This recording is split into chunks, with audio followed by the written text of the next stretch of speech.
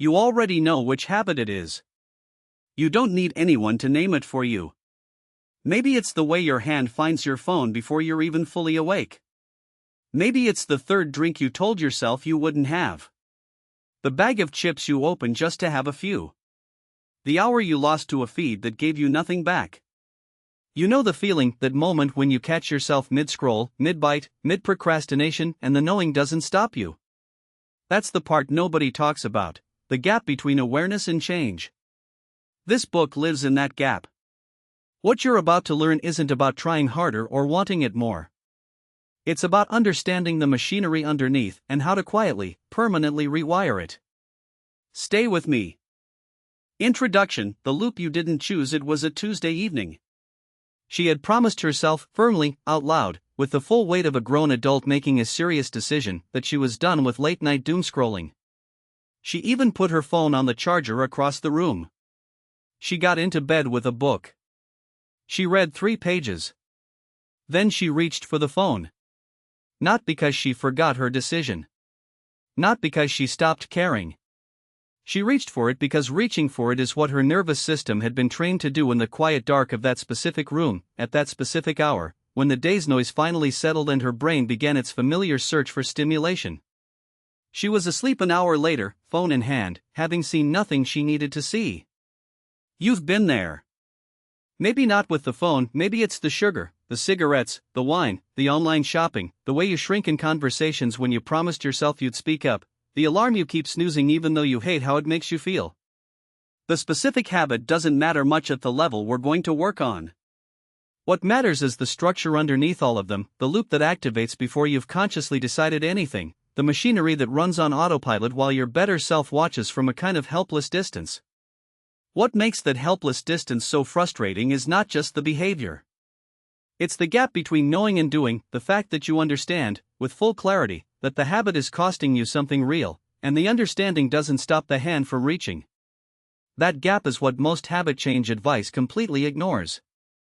Most advice treats the problem as informational: you need to know more, want more, care more. But you already know. You already care.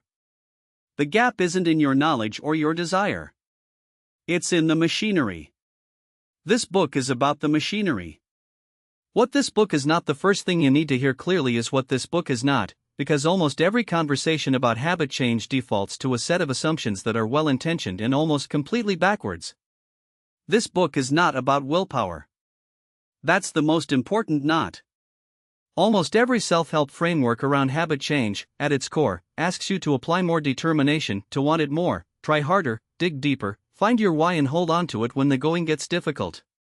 All of that sounds right, and almost none of it works over the long term. Willpower is real, but it's a finite cognitive resource with a daily ceiling, and it was never designed to carry the load we put on it when we try to use it as our primary mechanism for habit change. Using willpower to break a deeply embedded habit is like trying to stop a freight train with your hands. You might slow it for a moment. The train will not stop that way. This book is also not about shame. Shame is not a tool. It has never successfully built anything in the human psyche, and the research on this point is not subtle. Shame reliably increases the behavior it targets, because shame is itself a trigger, and triggers are exactly what we're trying to neutralize. If you've spent years feeling bad about a habit and the feeling bad hasn't fixed anything, that's not a character flaw. That's the system working exactly as systems work. You were applying the wrong lever to a problem that required a different kind of force entirely. This book is not a quick fix, and I'd rather tell you that clearly at the outset than let you arrive at that conclusion with disappointment 3 weeks in. Real habit change, the kind that holds, the kind that doesn't require constant vigilance and heroic daily willpower, takes weeks of consistent work. It takes understanding, and architecture, and a willingness to treat setbacks as information rather than proof of failure. It's not as slow as it feels like it will be. But it's not a weekend project either. And this book is not about becoming a different person. That framing, the new you, your best self, the implied argument that who you currently are is insufficient, is both dishonest and counterproductive. You are not insufficient. You are a person with a habit that's costing you more than it's giving you. Changing that habit is not about redemption or transformation or arriving at some idealized version of yourself. It's about updating a program that's running on outdated code. You're not remaking yourself. You're editing a system. That's a smaller, more manageable, and more honest project than the self-help industry tends to offer. What this book is about is the loop itself, what it is, why your brain builds it, how to see it clearly, and how to rewrite it from the inside. Not through force. Through understanding, through environmental architecture, and through a set of practical protocols designed for real human beings operating in real, complicated lives. It's about treating habit change as the engineering project it actually is, with tools, timelines, and a process that has a measurable probability of working rather than as a moral project that depends on the strength of your character and fails when your character, like every human's, turns out to have limits. It's also honest about the timeline. The popular claim that it takes 21 days to break a habit is a myth, a misattribution from a 1960s plastic surgeon named Maxwell Maltz who noticed that it took amputees about 21 days to stop feeling phantom limb sensations, which somehow became 21 days to change a habit in the motivational literature. The actual research on habit formation, including a 2010 study by Philippa Lally and her colleagues at University College London, found that the time for a new behavior to become automatic ranges from 18 to 254 days, with a median around 66.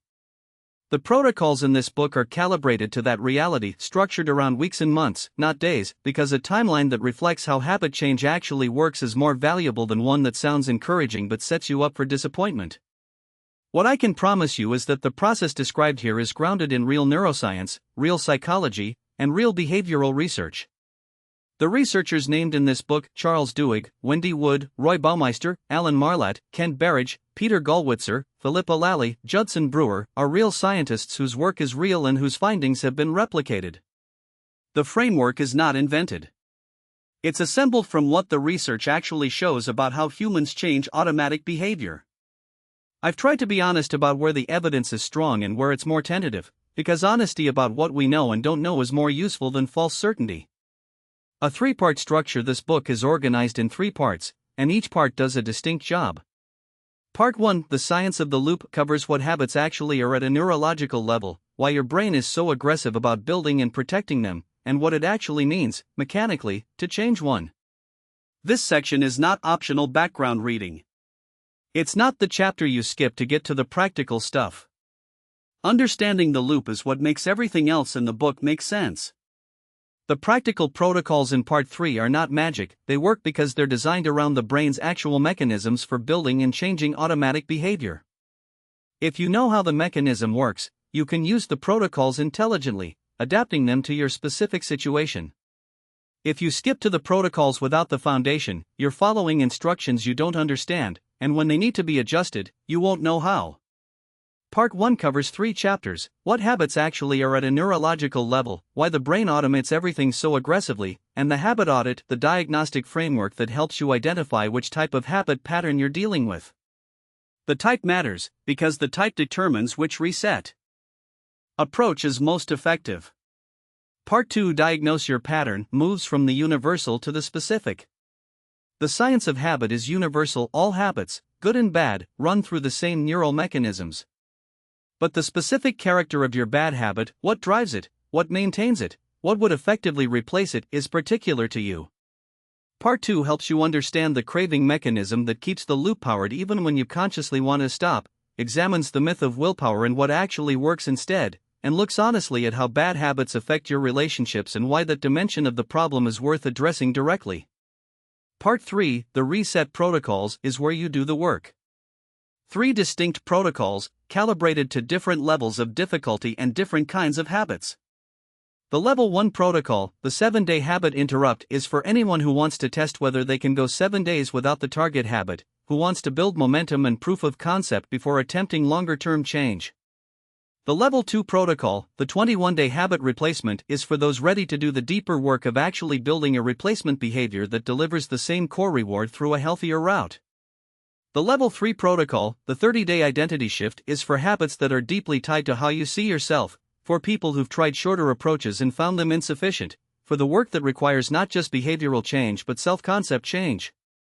Part 3 closes with a sustained change framework, what to do when the habit tries to come back, how to recognize early warning signs, and how to maintain the change over months and years rather than weeks. How to use this book. I'd suggest reading part 1 completely before beginning any protocol, even if you feel you already understand the science.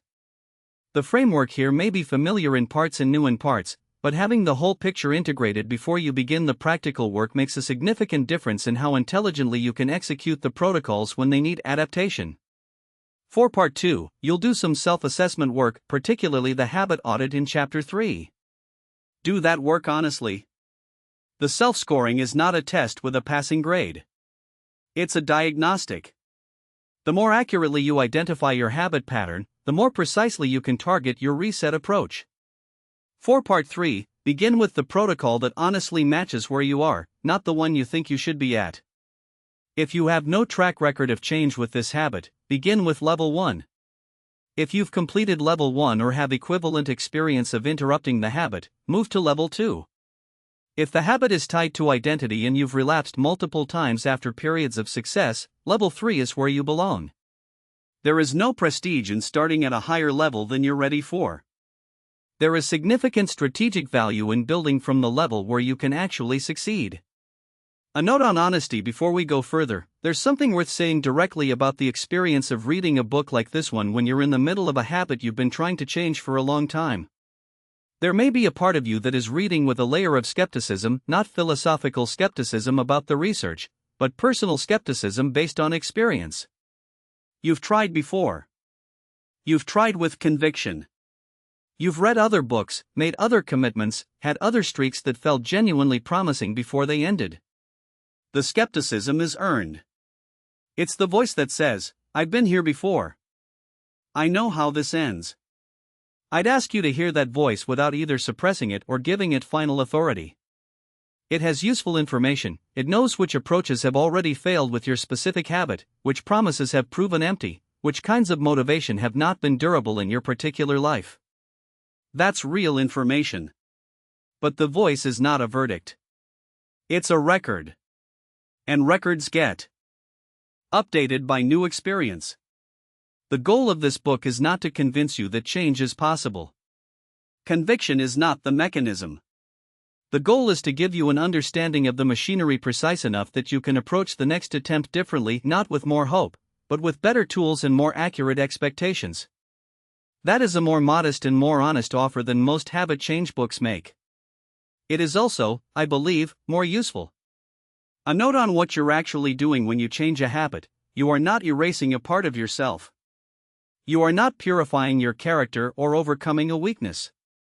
You are doing something far more interesting and far more practical than either of those: you are editing a program. Your brain has encoded the habit as a shortcut, a neural pathway that activates automatically in response to a specific cue, runs a specific behavior, and delivers a specific reward. The habit is not a mistake. It was never random. It was built because at some point, it worked, it reduced stress, provided pleasure, relieved boredom, connected you to other people, or gave your brain the stimulation it was seeking. The fact that the habit now costs more than it delivers doesn't make it irrational. It makes it outdated. What you'll learn to do is not delete the program. Neuroscience is fairly clear that the old pathway doesn't disappear, it gets quieter, less activated, less automatic as you build a competing pathway alongside it. This is good news. You're not fighting your brain. You're redirecting it. You're not at war with yourself. You're doing the architectural work of renovating a system that was built for an earlier version of your life. That work takes some time. It is not always comfortable. There will be days in the protocols where the old habit pulls harder than you expected, where the replacement feels awkward and forced, where some part of you misses the simplicity of the old loop even while knowing what it costs you. That's not weakness. That's the system transitioning. It's supposed to feel that way. Knowing that it's supposed to feel that way, that the discomfort is the process working, not proof that the process is failing, is one of the most useful things you can carry into the work ahead. What I want you to carry into every chapter of this book is a simple framing: you didn't choose this habit the way you choose a shirt in the morning.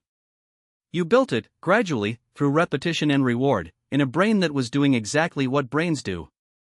Understanding that doesn't excuse the habit. It does remove a layer of self-condemnation that has never helped anyone change anything. And once that layer is off, you can actually see the machinery, which is the first step to changing it. Let's begin. Chapter 1: What habits actually are. In the 1990s, researchers at MIT's McGovern Institute for Brain Research were studying rats in a T-shaped maze. The maze had a piece of chocolate at one end. They watched the rats move through the maze, measuring the electrical activity in their brains as they went. What they found was unexpected enough to reshape how neuroscientists understand the brain. On the first few runs, the rats' brains were lit up with activity. Everything was being processed, assessed, decided. The brain was working hard. But after the rats ran the same maze dozens of times, something fascinating happened. The brain activity dropped dramatically. The rats moved faster, made fewer errors, and found the chocolate almost automatically. Their brains weren't working harder as they got better. They were working less. The brain had taken a repeated sequence of events and compressed it into a single, efficient automatic package, a habit. That experiment reframed everything. Because for most of human history, habits were understood as a kind of moral issue. You had good habits and bad habits the way you had good character or bad character. The person who couldn't stop eating was weak.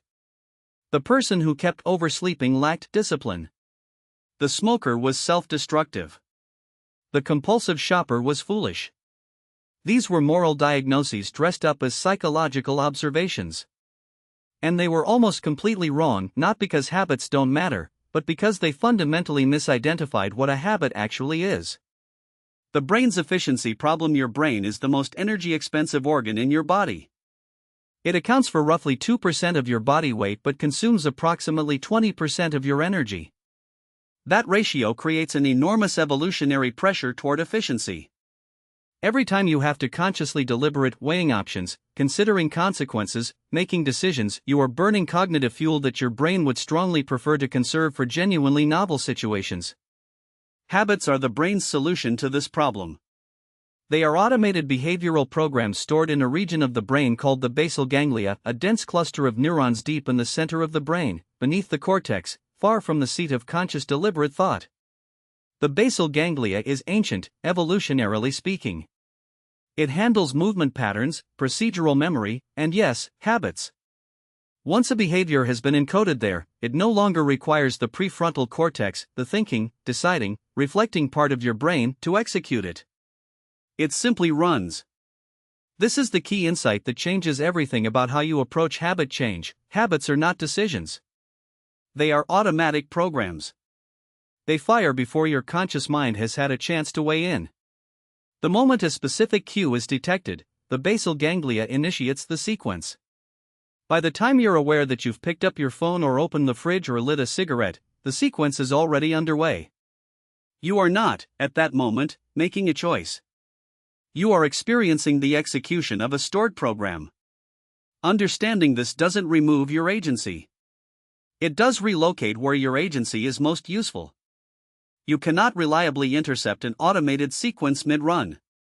What you can do is change the architecture before the sequence begins, and that is exactly what this book will teach you to do.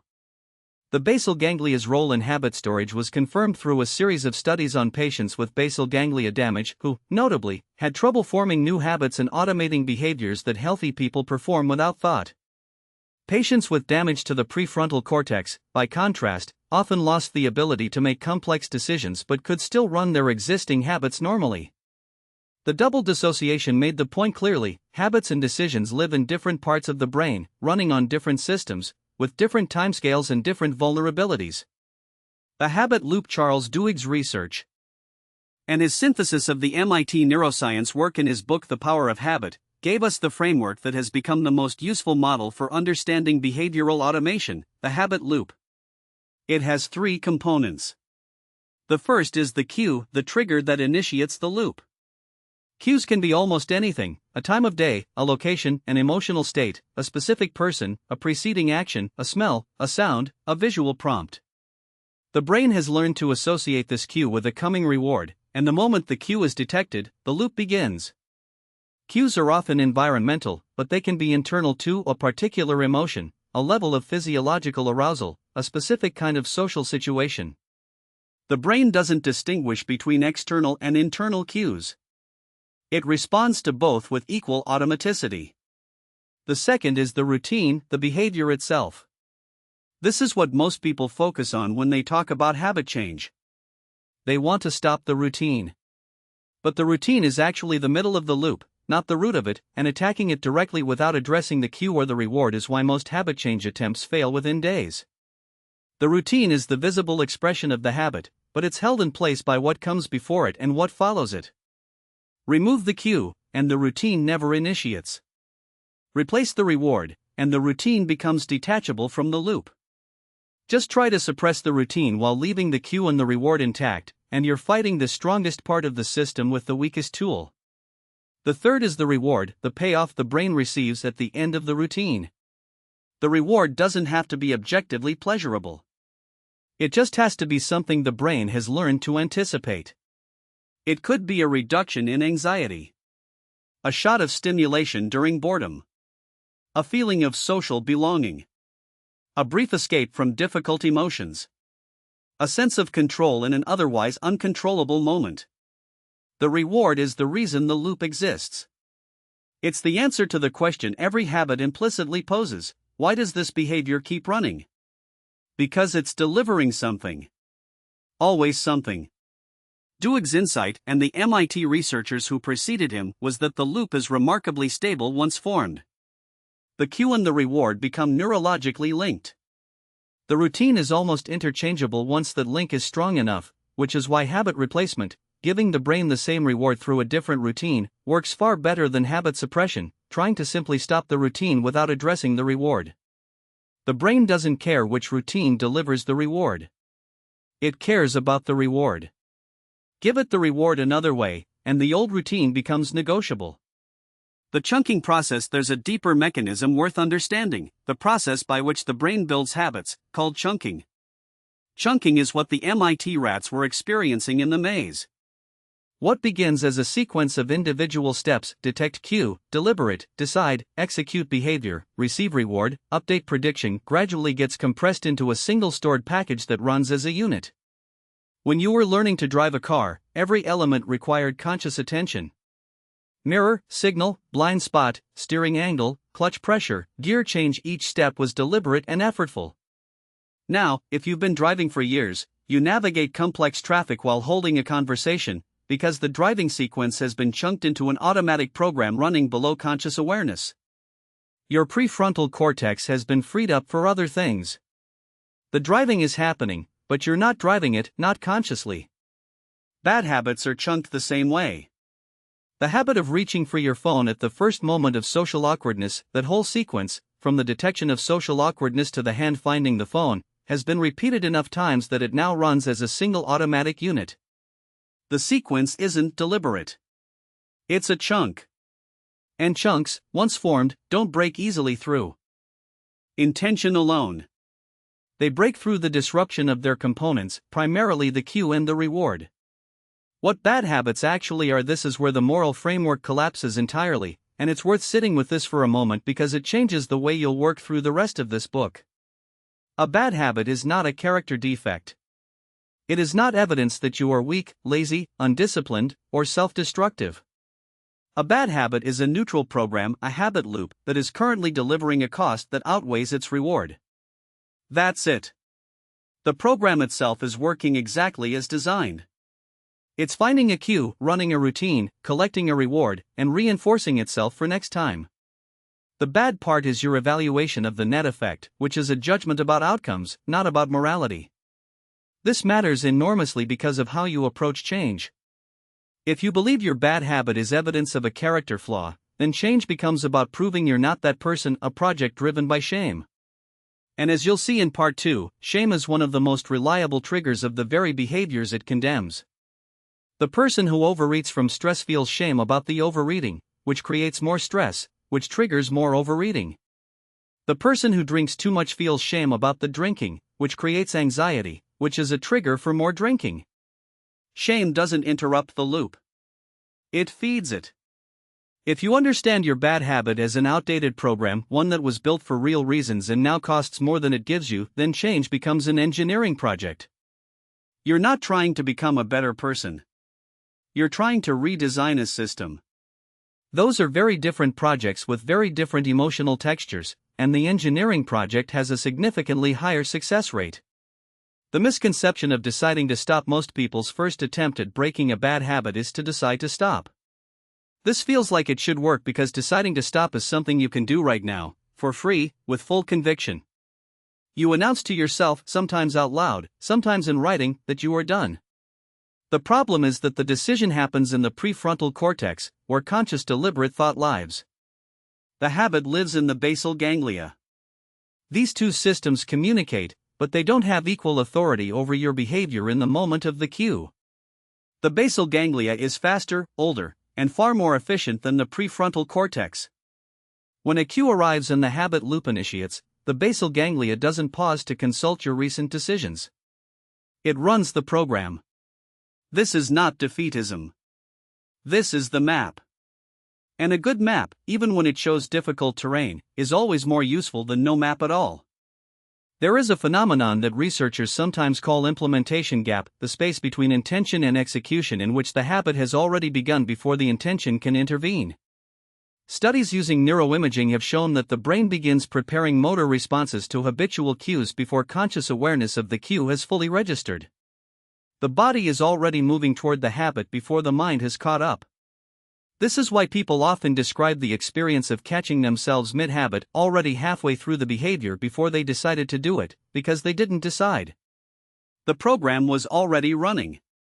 If you know that the habit loop doesn't respond to declarations, you stop making declarations and start designing the environment and the replacement, which are things the basal ganglia can actually learn from. What breaking a habit actually means here is the neurological truth about habit change: you don't break a habit. You don't erase the loop.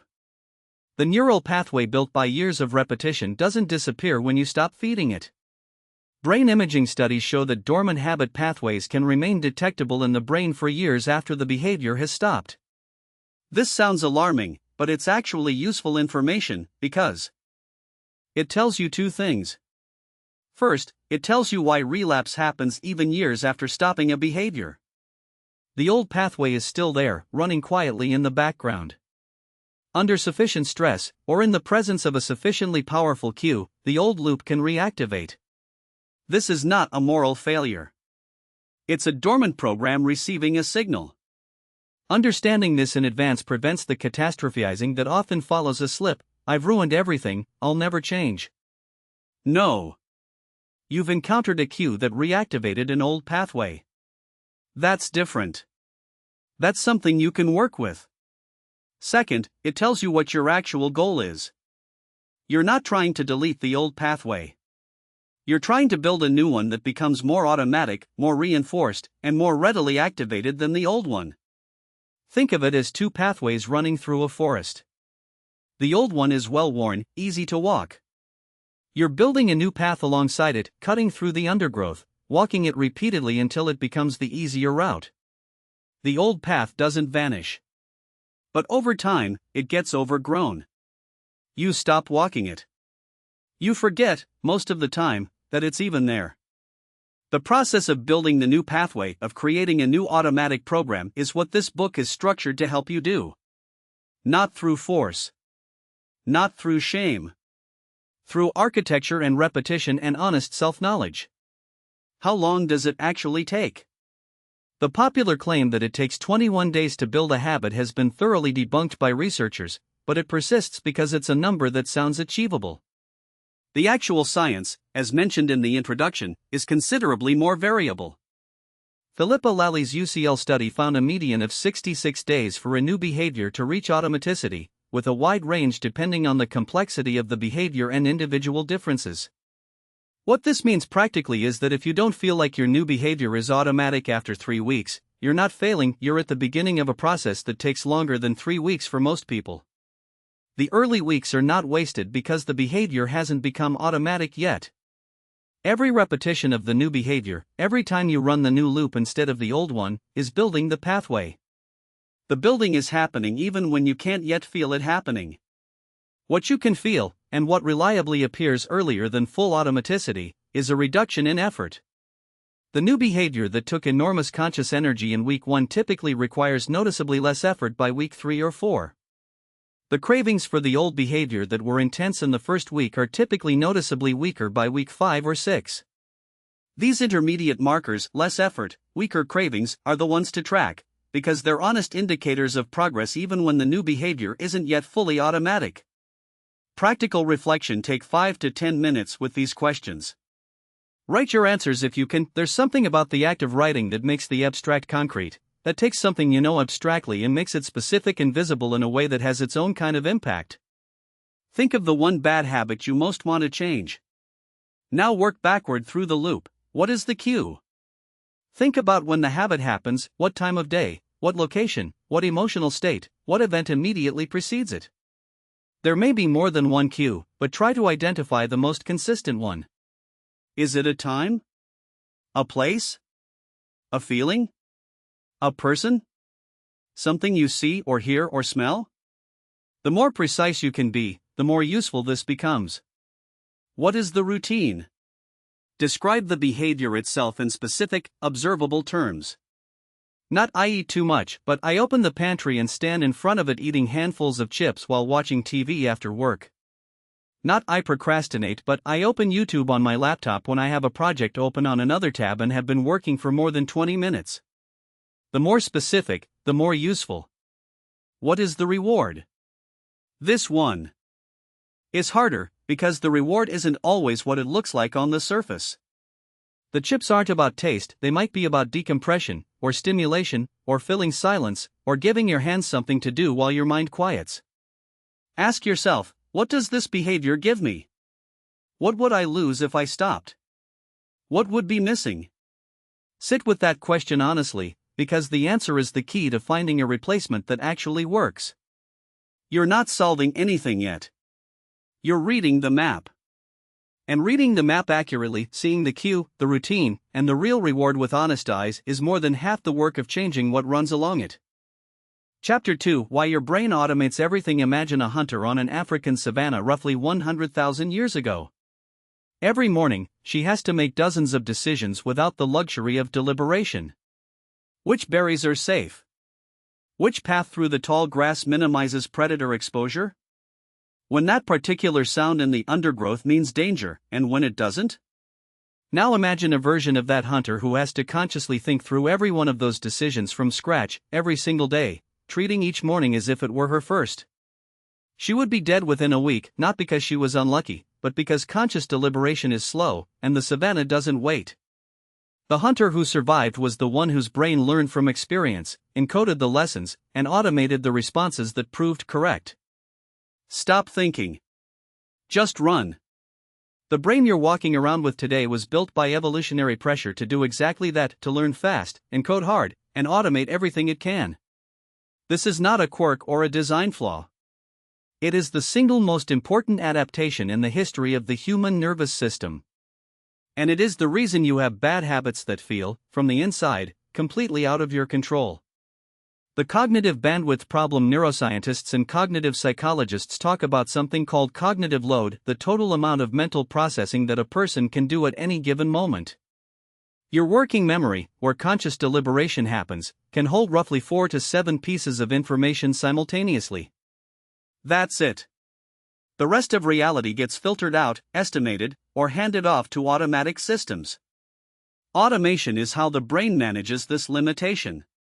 Every time a behavior is repeated in a consistent context and produces a reliable outcome, the brain begins the process of chunking, collapsing the individual steps of the behavior into a single stored unit.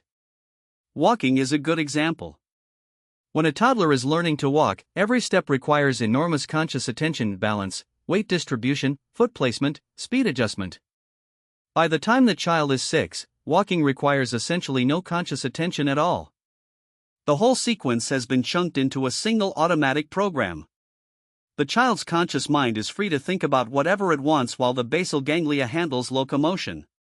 This chunking process happens with emotional responses, social behaviors, work routines, morning rituals, driving routes, and yes, habits, both the ones we'd call good and the ones we'd call destructive. Your morning coffee ritual, your commute route, the way you respond to criticism, the way you eat when you're stressed, the way you reach for your phone when a conversation gets awkward, all of these have been or are being chunked. The brain is not selective about what it automates. It automates what gets repeated. The moral valence of the behavior is irrelevant to the mechanism. A bad habit is automated with exactly the same efficiency and care as a good one. Wendy Wood's research on habit automaticity at USC has been particularly revealing on this point. Wood and her colleagues found that approximately 40 to 45% of people's daily behaviors are performed in the same location, in the same context, while thinking about something else entirely. Nearly half of what you do today, in other words, is not a decision. It's a program running. Wood's work also showed that habits are remarkably context-dependent. The same behavior can be automatic in one environment and deliberate in another, because the cue is part of the environment. This is why people often find it easier to change habits when they move cities or change jobs. The cues have been disrupted, creating a brief window in which the old automatic programs haven't yet reassociated with the new context. New city, new job, fresh cue structure. The brain is briefly out of its grooves. Dopamine and the anticipation machine. The second major piece of the automation story is dopamine, a neurotransmitter so misunderstood in popular culture that it's worth being precise about what it actually does. Dopamine is not, fundamentally, a pleasure chemical. This is the most common misconception about it, and it matters enormously for understanding habits. Dopamine is an anticipation and motivation chemical. Its primary role is to signal that something important is about to happen, something that the brain has learned to associate with reward, and to mobilize the organism toward it. The feeling dopamine creates is not quite pleasure. It's closer to wanting, or craving, or urgency. The particular quality of that urgency is what people tend to experience as craving, and what they misidentify as the desire for the behavior, when really it's the desire for the anticipated reward. The neuroscientist Kent Berridge at the University of Michigan has spent decades distinguishing between what he calls liking and wanting. Liking is the actual experience of pleasure when you receive a reward, the hedonic experience, mediated by opioid systems and other mechanisms. Wanting is the dopamine-driven motivational drive to seek the reward in the first place, the anticipatory craving, the urgency, the feeling of being pulled toward something. These two systems are distinct. They use different brain structures and different neurochemicals, and they can come apart in striking ways. This separation is the explanation for one of the most confusing and disheartening aspects of bad habits. You can want something you don't even like anymore. The heavy smoker who no longer enjoys cigarettes but still craves them is experiencing the dissociation of wanting and liking. The dopamine system is firing with full force, creating urgency, driving the behavior, while the actual experience of smoking delivers less and less pleasure than it once did. The brain has not updated the wanting system to match the reduced liking. The wanting keeps running. The same pattern appears in compulsive phone checking, overeating, excessive alcohol consumption, and compulsive gambling. The wanting outruns the liking. The craving is stronger than the pleasure. What's more, the dopamine signal fires in anticipation, often as soon as the cue appears, before the behavior even occurs. Wolfram Schultz's research on dopamine neurons in primates demonstrated this elegantly. Early in training, the dopamine spike occurred when the reward was delivered. After the behavior was learned, the spike shifted to the cue, the signal that the reward was coming. The reward prediction error system had updated. The brain had learned, this cue means reward is incoming. The dopamine fires at the cue, creating the urge, driving the behavior toward the anticipated reward. By the time you're consciously aware of the craving, your brain has already decided it wants the reward and has begun preparing to seek it. You are catching up to a process that started before you were consciously involved. Modern amplifiers, a system built for exploitation. The brain's automation system evolved in an environment where the rewards it was calibrated to pursue, food, warmth, social connection, safety, were scarce and required genuine effort to obtain. That system is now operating in an environment designed, in many cases specifically and intentionally, to exploit it. Food engineering is one of the most well-documented examples. Research by the food scientist Stephen Witherley and others has shown that processed food is designed to hit what's called the bliss point, the optimal combination of sugar, fat, and salt that maximizes dopamine release while minimizing satiety signals. The engineering goal is to create a food that your dopamine system loves but that your body cannot easily say enough to. The texture, the smell, the visual presentation, the crunch, every sensory element of processed food has been engineered to maximize the cue to craving to consumption cycle. The bag of chips is not an accident. It is a product designed by engineers with a sophisticated knowledge of your neurochemistry, and their professional goal is to make you eat more of it than you intended. Digital products operate on the same principles. Sean Parker, one of Facebook's founding presidents, said in a 2017 interview that the platform was designed around a social validation feedback loop, a system of variable rewards, likes, comments, notifications, calibrated to maximize the time users spend on the platform. Variable reward schedules, where the reward comes unpredictably, sometimes delivering a large hit and sometimes delivering nothing, are the single most addictive reward structure known in behavioral psychology. B.F. Skinner identified this in his work with pigeons and slot machines. Pigeons who received food on a variable schedule pressed their levers far more persistently than pigeons who received food on a predictable one. The uncertainty is the feature, not a bug. Uncertainty keeps the dopamine system perpetually engaged in a way that predictable rewards do not. Every major social media platform, every notification badge, every pull-to-refresh mechanism uses this principle deliberately. Video games are engineered around level progression, achievement systems, and social feedback loops that map precisely onto the same dopamine anticipation architecture. The appeal is not purely the game itself, it's the next level, the next reward, the next upgrade, the next moment of social validation from other players. The engineers who design these systems understand the neuroscience of craving sometimes better than the clinicians trying to treat it. This is not a paranoid reading of technology and food. It's the industry's own description of its goals, documented in internal memos, design philosophies, and candid interviews. And it matters for habit change because it tells you something important: you are not struggling with self-control in a neutral environment. You are struggling with self-control in an environment that has been engineered, at significant expense and with sophisticated knowledge of neuroscience, to undermine it. This doesn't make you a victim, you still have agency, and the protocols in this book will help you exercise it effectively. But it does make the challenge honest. You're not failing a test that healthy people pass. You're navigating an environment specifically designed to produce the behaviors you're trying to change. Why willpower always loses this fight: ego depletion. The finding, associated primarily with psychologist Roy Baumeister, holds that willpower draws on a finite cognitive or psychological resource that depletes with use throughout the day. The research on this has been refined and debated since Baumeister's original cookie and radish experiment, but the core practical observation remains consistent: the more decisions you make, the more stress you manage, the more you resist temptation throughout the day, the less capacity you tend to have for resistance later in the day. The person who arrives home after a long, demanding workday has less cognitive and emotional reserve for resisting default behaviors than the person who had a calm, low-demand day. This is not a personal failing. It's the mathematics of a limited resource under sustained use.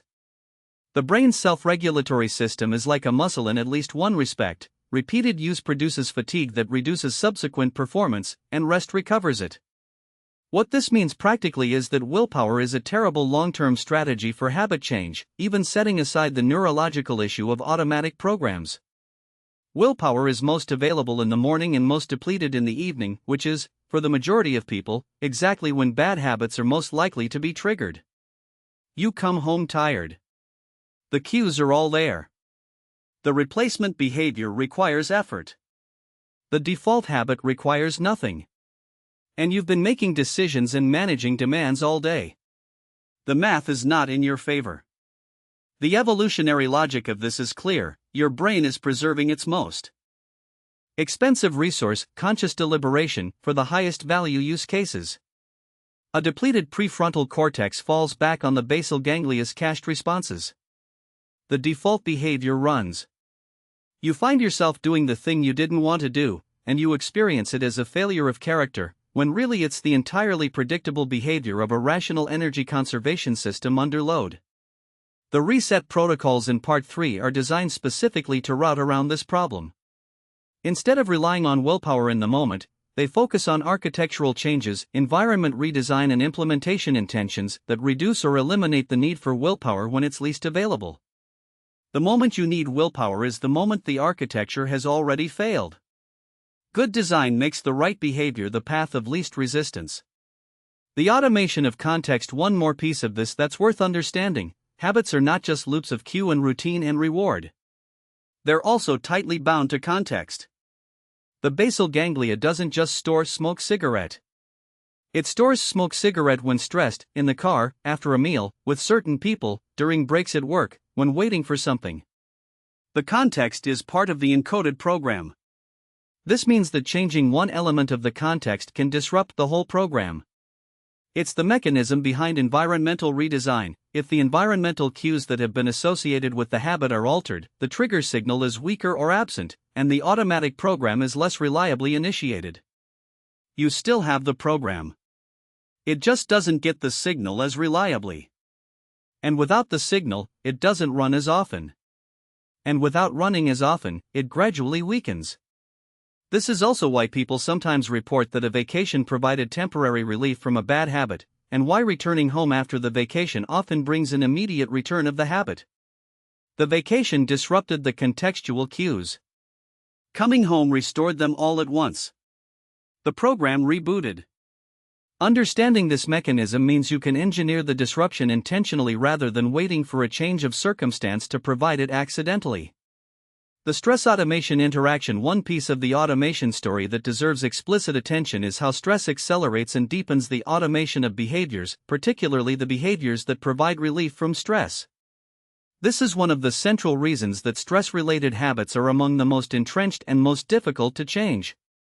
When you're under stress, your prefrontal cortex, the part of the brain responsible for deliberate decision-making and behavioral override, is partially hijacked by the stress response. The brain's threat response systems have evolved to prioritize fast, automatic behavior during times of danger. Deliberation is slow, and slow can be fatal. Under stress, the brain shifts processing towards subcortical structures, including, notably, the basal ganglia, and away from the cortex. This means that under stress, you are more likely to run your habits automatically and less likely to have conscious access to the override system that could intervene.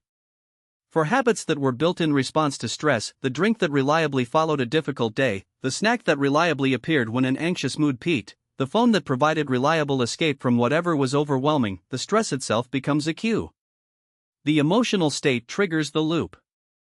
And because stress reduces cortical oversight, the loop is less interruptible under stress than at other times. The habit runs with less friction precisely when friction is most needed. This creates one of the most important design principles in the reset protocols: prepare your stress response before you're under stress. The pre-planned stress protocol in Level 3 and the implementation intentions in Level 2 both exist to solve this specific problem, to create a pre-decided behavioral response to the stress state that can run on relative autopilot, even when your deliberate mind is operating at reduced capacity. You're installing a competing automatic program for the stress cue, one that can run even when your best thinking isn't available. Practical reflection: think about your typical day in terms of automation. Walk through the first 2 hours after you wake up and the 2 hours before you go to sleep, the bookends of your day, where habits tend to cluster most densely. In your morning sequence, how many of those behaviors did you consciously choose today, versus run automatically? Not just what you do, where you sit, how you make your coffee, what you look at first, what order you do things in. At what point did your deliberate mind actually engage with what you were doing? In your evening sequence, when did your deliberate thinking begin to fade? Where did default behaviors take over? What cues kick-started each one? When you sat down on the couch, what happened to your phone? What happens to your eating after a certain time of night? When do you start to wind down versus when do you start to scroll? Now think about stress or boredom specifically. When you're overwhelmed at work, at home, during an argument, during a long wait, what is your go-to behavior? What does your hand do before your mind has decided anything?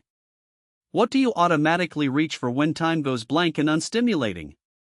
Write down 2 or 3 automatic sequences from your day. For each one, note the cue that initiates it, the behavior, and your honest assessment of what reward it delivers. Include at least one sequence that involves a habit you want to change, and one that doesn't. Comparing the two will give you a clearer sense of the mechanism itself, separate from the moral charge around the habit you want to change. You're reading your own code. The goal is not to judge what you find. The goal is to see it clearly, because you can only change what you can see. Chapter 3, The Habit Audit. A researcher named Judson Brewer spent years working with people trying to quit smoking at the University of Massachusetts Medical School and later at Brown University. What struck him early in his work was not the variety of people he treated, they came from every background, every income level, every personality type, but the consistency of something else. Almost none of them could accurately explain why they smoked. They would say things like, "I just like it," or "I'm addicted," or "it relaxes me," but these answers, Brewer found, were descriptions of the habit's surface, not its function. When he started asking more carefully, "What were you feeling just before you reached for the cigarette? What did you actually get from it beyond the nicotine? What would you lose if it were gone tomorrow?" Very different and more revealing answers emerged. Some people were smoking to manage anxiety. Others were smoking to fill silence and empty time.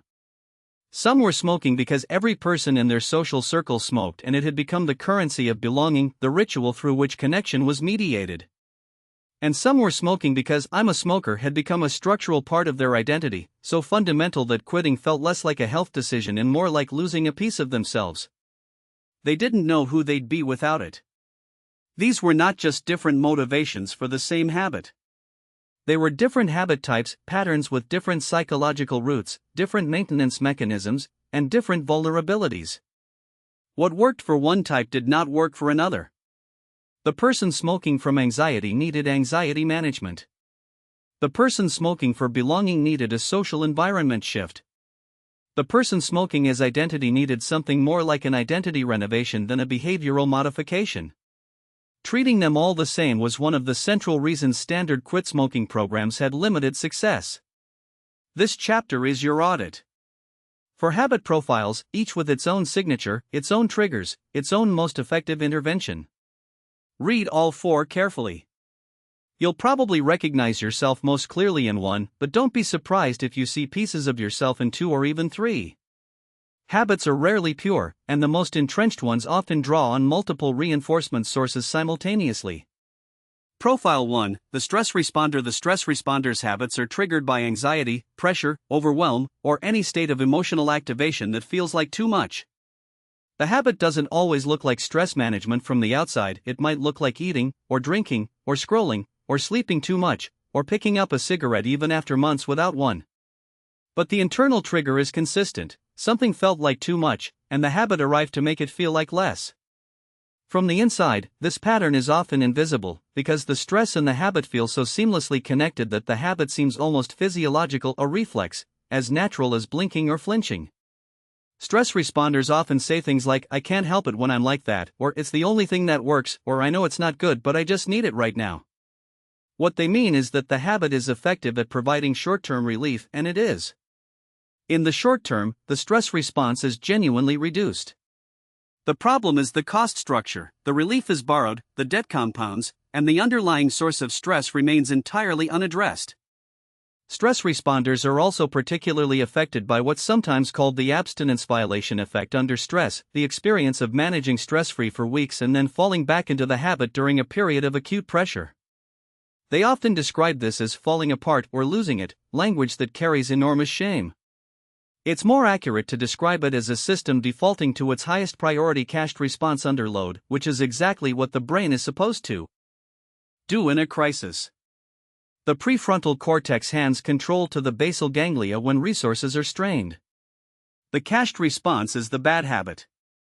The problem isn't the default. It's that the default is the wrong tool for the job. Stress responders need to address their habit change on 2 simultaneous tracks, the behavioral track of finding a replacement that delivers genuine arousal reduction, and the stress capacity track of building better stress infrastructure.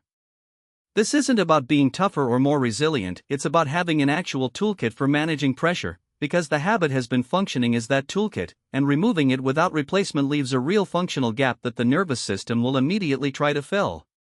Profile 2, the boredom filler. The boredom filler's habits are triggered by the absence of stimulation. Empty time, waiting, transitions between activities, the quiet of a weekend afternoon with nothing scheduled, the gap between finishing one task and knowing what comes next, these are the boredom filler's most dangerous windows. The habit fills the gap. It generates stimulation, engagement, or sensation in a moment that feels formless and, often, genuinely uncomfortable. Boredom is chronically underestimated as a habit driver, partly because it sounds trivial. Surely boredom can't explain serious habits? But neuroscience suggests that boredom is not a neutral state. The brain experiences unstimulated time as mildly aversive, particularly in people conditioned to constant information input. A 2014 study published in Science found that a significant portion of participants, when left alone in a room with nothing to do for 15 minutes, preferred to administer mild electric shocks to themselves rather than sit with their thoughts. Not because pain is pleasant, but because any stimulus, even an unpleasant one, was preferable to the unstructured blankness of doing nothing. Boredom isn't merely uncomfortable. For many people, it can feel genuinely intolerable. Boredom fillers often struggle most during vacations, weekends, evenings without plans, or retirement, the exact moments that should theoretically be restorative. They may not identify as having a bad habit at all during most of their regular life, because the habit only becomes visible in the blank spaces of the schedule. They often report that they don't know what to do with themselves during unstructured time, which is the key diagnostic symptom. The habit is their answer to that question. It has always worked. It fills the space without requiring planning, decision-making, or the vulnerability of choosing something meaningful. The intervention for boredom fillers is less about managing cravings and more about designing engagement, building a genuine portfolio of alternative activities that are stimulating enough to actually compete with the habit. The replacement behavior needs to actually hold the boredom filler's attention, not just occupy their hands. Habits that work well for other types, like meditation or journaling, often fail for boredom fillers precisely because those activities are insufficiently engaging. The boredom filler doesn't need to calm down. They need to engage. The replacement has to be interesting. Profile 3, the social mirror. The social mirror's habits are fundamentally relational. The habit was adopted from the social environment and is maintained by it. Drinking at parties because everyone drinks at parties. Complaining because the culture of the workplace is one of collective grievance. Eating badly because the family eats badly, and eating well at family gatherings feels like a statement or an accusation. Smoking socially because in a particular group, the cigarette break is how people connect. Social mirroring is one of the most powerful and underappreciated drivers of behavior. Nicholas Christakis and James Fowler's research established that health behaviors spread through social networks with measurable contagion effects, and that the spread operates through shifts in perceived norms, not through direct instruction or peer pressure in the conventional sense. When the people around you engage in a behavior, that behavior becomes normalized, and normalized behaviors require much less conscious resistance than behaviors that feel deviant. You don't decide to do what everyone around you does. You simply don't decide not to. The social mirror doesn't typically experience their habit as a response to stress or boredom. They experience it as normal. The habit is part of the social fabric of their life, and removing it creates a rupture in that fabric. Changing the habit means navigating a social renegotiation that can feel much more threatening than the simple act of changing a behavior. The smoker who quits makes the other smokers slightly uncomfortable. The non-drinker at a party of drinkers becomes a visible anomaly that others may comment on, question, or feel implicitly judged by. The person who stops complaining in a complaint culture workplace is no longer fitting smoothly into the team's relational glue. The most effective approach for social mirrors involves environment work, intentionally spending more time in social contexts that don't reinforce the habit, alongside inner work around identity. The social mirror needs to answer, before attempting change, who am I if I'm not the person in this group who does this thing? That question deserves genuine exploration. It's harder than it sounds, and approaching change without addressing it tends to produce the return to habit as much as any craving does. Profile 4, the identity loop. The identity loop is the deepest and most persistent habit pattern, and it is worth understanding clearly because it requires a different intervention than the other three. The identity loop's habit is not just something they do, it's something they are. I've always been a night owl. I'm just someone who can't resist sweets. I'm not really athletic. I'm someone who needs a drink to relax. These statements sound like personal trait descriptions. They function as habits, automated behavioral programs encoded not just in the basal ganglia but in the narrative self, in the story a person tells about who they are. Identity-level habits are often the layer beneath one or more of the other profiles. A stress responder who has been managing stress with alcohol for 20 years may have also developed an identity as someone who drinks, so that the habit change requires not just finding a new stress tool but also revising a self-concept. A boredom filler who has spent years in compulsive phone use may have become, in their own self-understanding, someone who can't be alone with their thoughts, and changing the habit requires not just filling the time differently but actually challenging and revising that self-description. What makes the identity loop distinct is that the habit change is structurally dependent on the identity change. James Clear's framework in Atomic Habits is precise on this point. When your behavior conflicts with your identity, one of them yields. For most people in most circumstances, behavior yields first, you relapse, you go back, you tell yourself you'll try again later. But when the identity shifts first, or shifts in parallel with the behavior follows with much greater durability. The person who has genuinely revised their self-concept from someone who smokes to someone who doesn't smoke is not relying on resistance. The non-smoking is just what they do, because it's who they are. This shift doesn't happen through declaration. You can't just decide you're a different kind of person and have it be true. It happens through accumulated evidence. Every day you act in accordance with the new identity, you add a data point to the new self-story. Enough data points, and the story becomes genuinely believable to you. Chapter 9's 30-day protocol is designed specifically to accumulate those data points in a structured, supported way. The audit work through each of the 4 sections below. Rate each statement from 1, not at all like me, to 5, exactly like me. Be honest, this is not a test with right answers, and the accuracy of the self-assessment determines the usefulness of everything that follows. Section 8, Stress Responder. My worst habits tend to happen when I'm under pressure, overwhelmed, or dealing with something difficult. 1 to 5, when something stressful happens, I often find myself doing the habit without having consciously decided to. I notice it mid-behavior. 1 to 5, after a hard day, I feel like I've earned the habit, or that it's the only thing that will actually help. 1 to 5, Section B, Boredom Filler. My worst habits tend to happen when I have nothing to do, when I'm waiting, or when I'm in a transition between activities. 1 to 5, I find unstructured time genuinely uncomfortable. It can feel restless, empty, or almost anxious. 1 to 5, the habit gives me something to do more than something to feel. It fills time as much as it delivers pleasure. 1 to 5, Section C, Social Mirror. My habit happens most when I'm with certain people or in certain social situations, and is much weaker or absent when I'm alone or in different social contexts. 1 to 5, changing this habit would feel socially complicated, like it would require me to navigate my relationships differently or explain myself to people I'm close to. 1 to 5, I would find it significantly easier to change this habit if the people around me were changing at the same time. 1 to 5, Section D, Identity Loop. I think of this habit as part of who I am, not just something I happen to do. It's woven into how I understand myself. 1 to 5, when I've tried to change before, some part of me felt, underneath the commitment, that this is just how I am, that the change wasn't quite real or permanent. 1 to 5, phrases like I've always been this way or that's just how I am feel accurate when I apply them to this habit. 1 to 5, Scoring, total each section separately. Your highest score is your primary profile. Your second highest is your secondary. If 2 sections are tight or close, you have a compound pattern, which is common, and which simply means your reset needs to address both dimensions. Using your results, your profile doesn't determine which level of the reset protocols to use. Your history and your honest assessment of your readiness determine that. What your profile determines is which elements of the protocol to weight most heavily. If you're a stress responder, the most critical element of your reset is the replacement behavior. It must genuinely address the arousal level, not just occupy the time.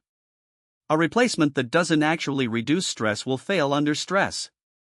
Before you begin the protocol, identify a specific behavior that your body and nervous system actually find calming, not theoretically calming, actually calming based on your experience. If you're a boredom filler, the most critical element is stimulation design, pre-planning genuinely engaging activities for the specific windows when boredom hits, so the alternative is available and interesting, not just present. A boring alternative is not an alternative for the boredom filler.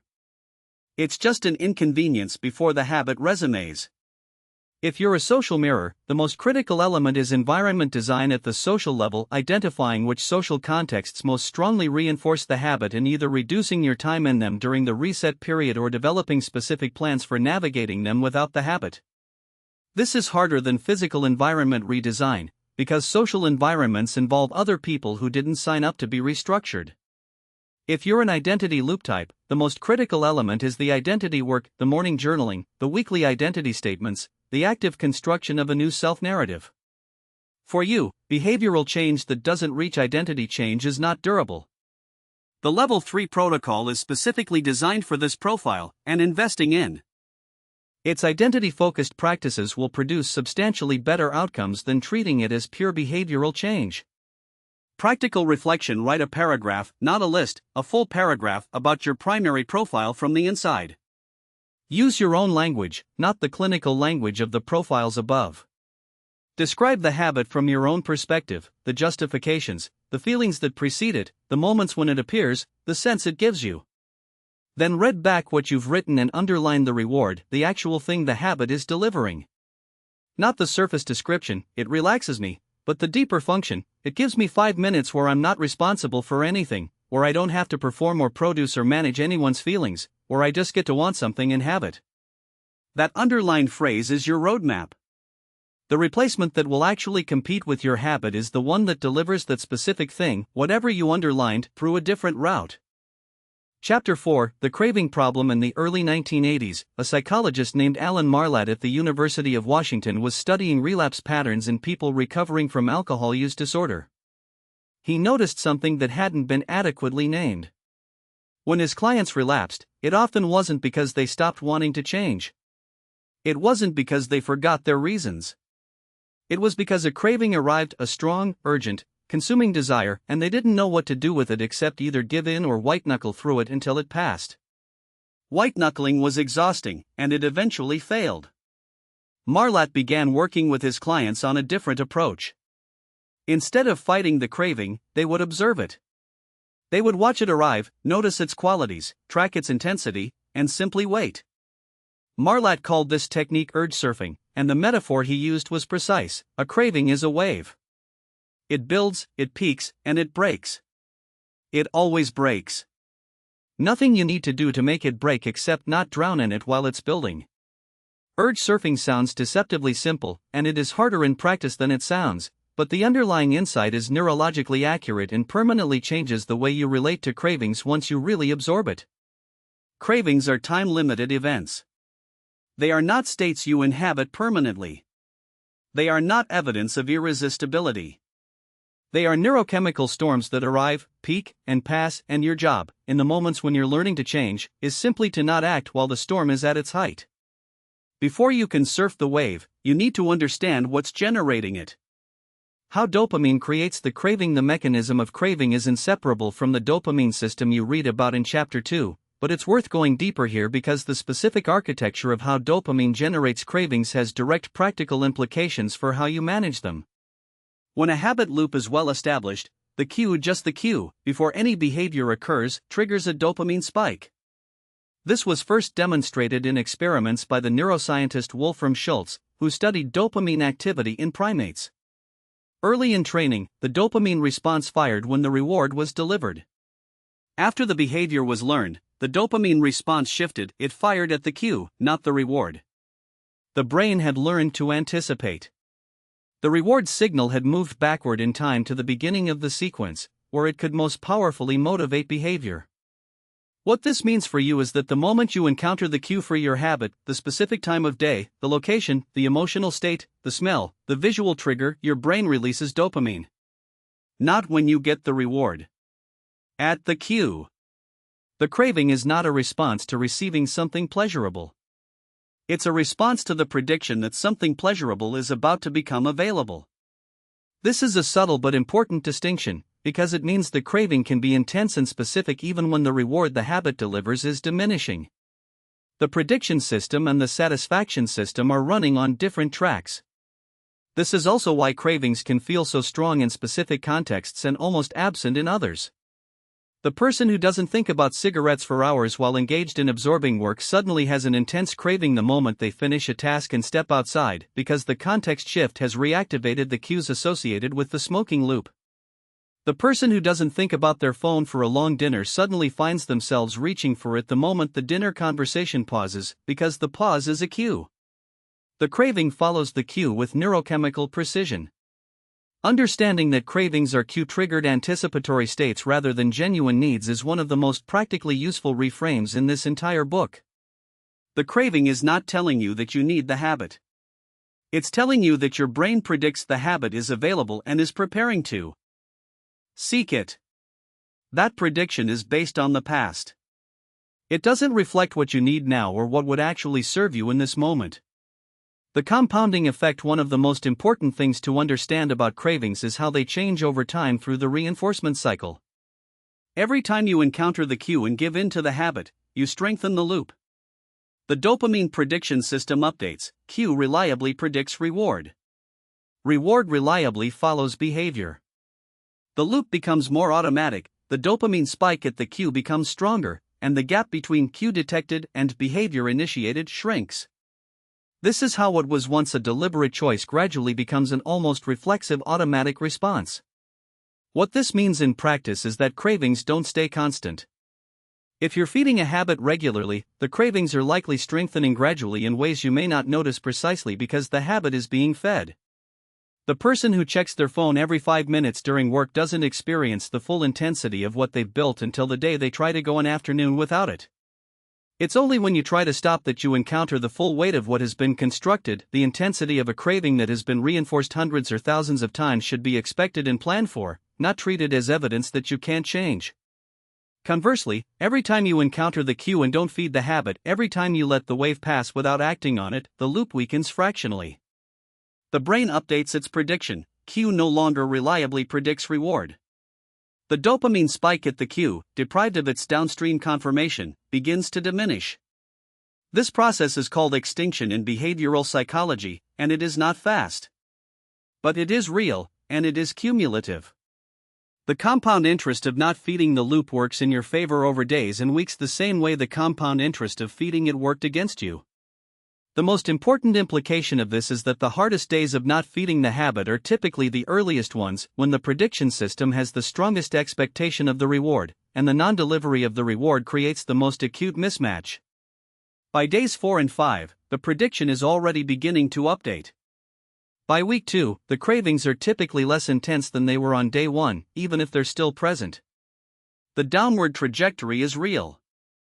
It just doesn't feel like one from inside the early days. The suppression trap here is one of the most reliably counterproductive things you can do with a craving. Try to suppress the thought of it.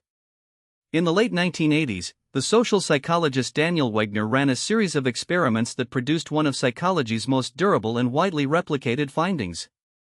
He asked participants not to think about a white bear, to keep the image of a white bear entirely out of their minds for a period of time.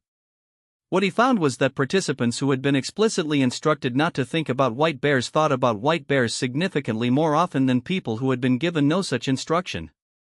They couldn't stop. The effort to suppress the thought was producing the thought with increased frequency and vividness. The mechanism Wegner identified is elegant and somewhat ironic. The effort to suppress a thought requires a monitoring process, a background scan of consciousness designed to catch the forbidden thought before it intrudes.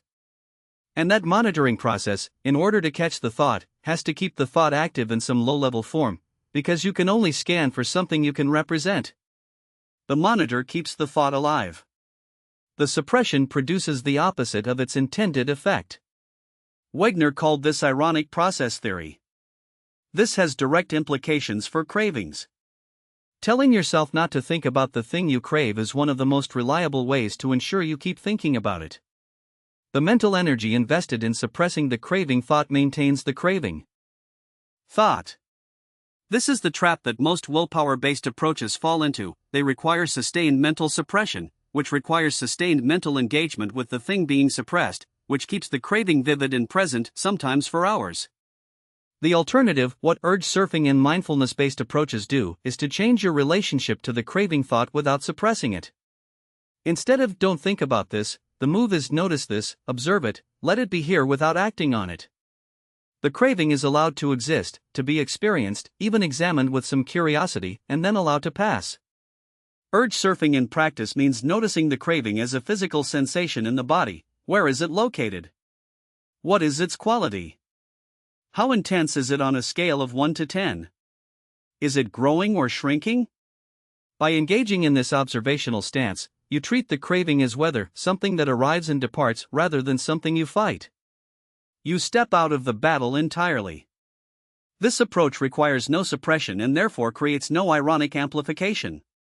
It also, over time, builds what psychologists sometimes call distress tolerance, the capacity to experience uncomfortable internal states without being driven to act by them. Distress tolerance is not the same as indifference. It's the ability to feel something difficult and remain present with it rather than immediately seeking an exit. For people whose bad habits are fundamentally about escaping uncomfortable states, anxiety, boredom, loneliness, irritability, building distress tolerance is one of the most valuable long-term investments of the change process. Craving profiles: what you're craving is actually after. Not all cravings are the same, and understanding the particular character of yours is essential for choosing a replacement that actually works. Cravings cluster around a relatively small number of underlying needs, and identifying which need your habit is serving tells you what kind of replacement will be genuinely satisfying rather than merely theoretically healthy. The decompression craving appears after stress and sustained demand. The habit, the drink, the binge, the scrolling, delivers relief from the feeling of too much. The reward is the lowering of physiological and psychological arousal. A replacement that doesn't actually lower arousal will not satisfy this craving.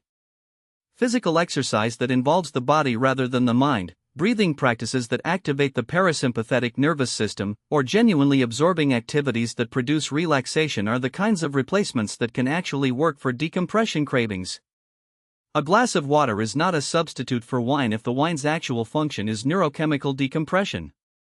A replacement that delivers the actual reward through a different route is.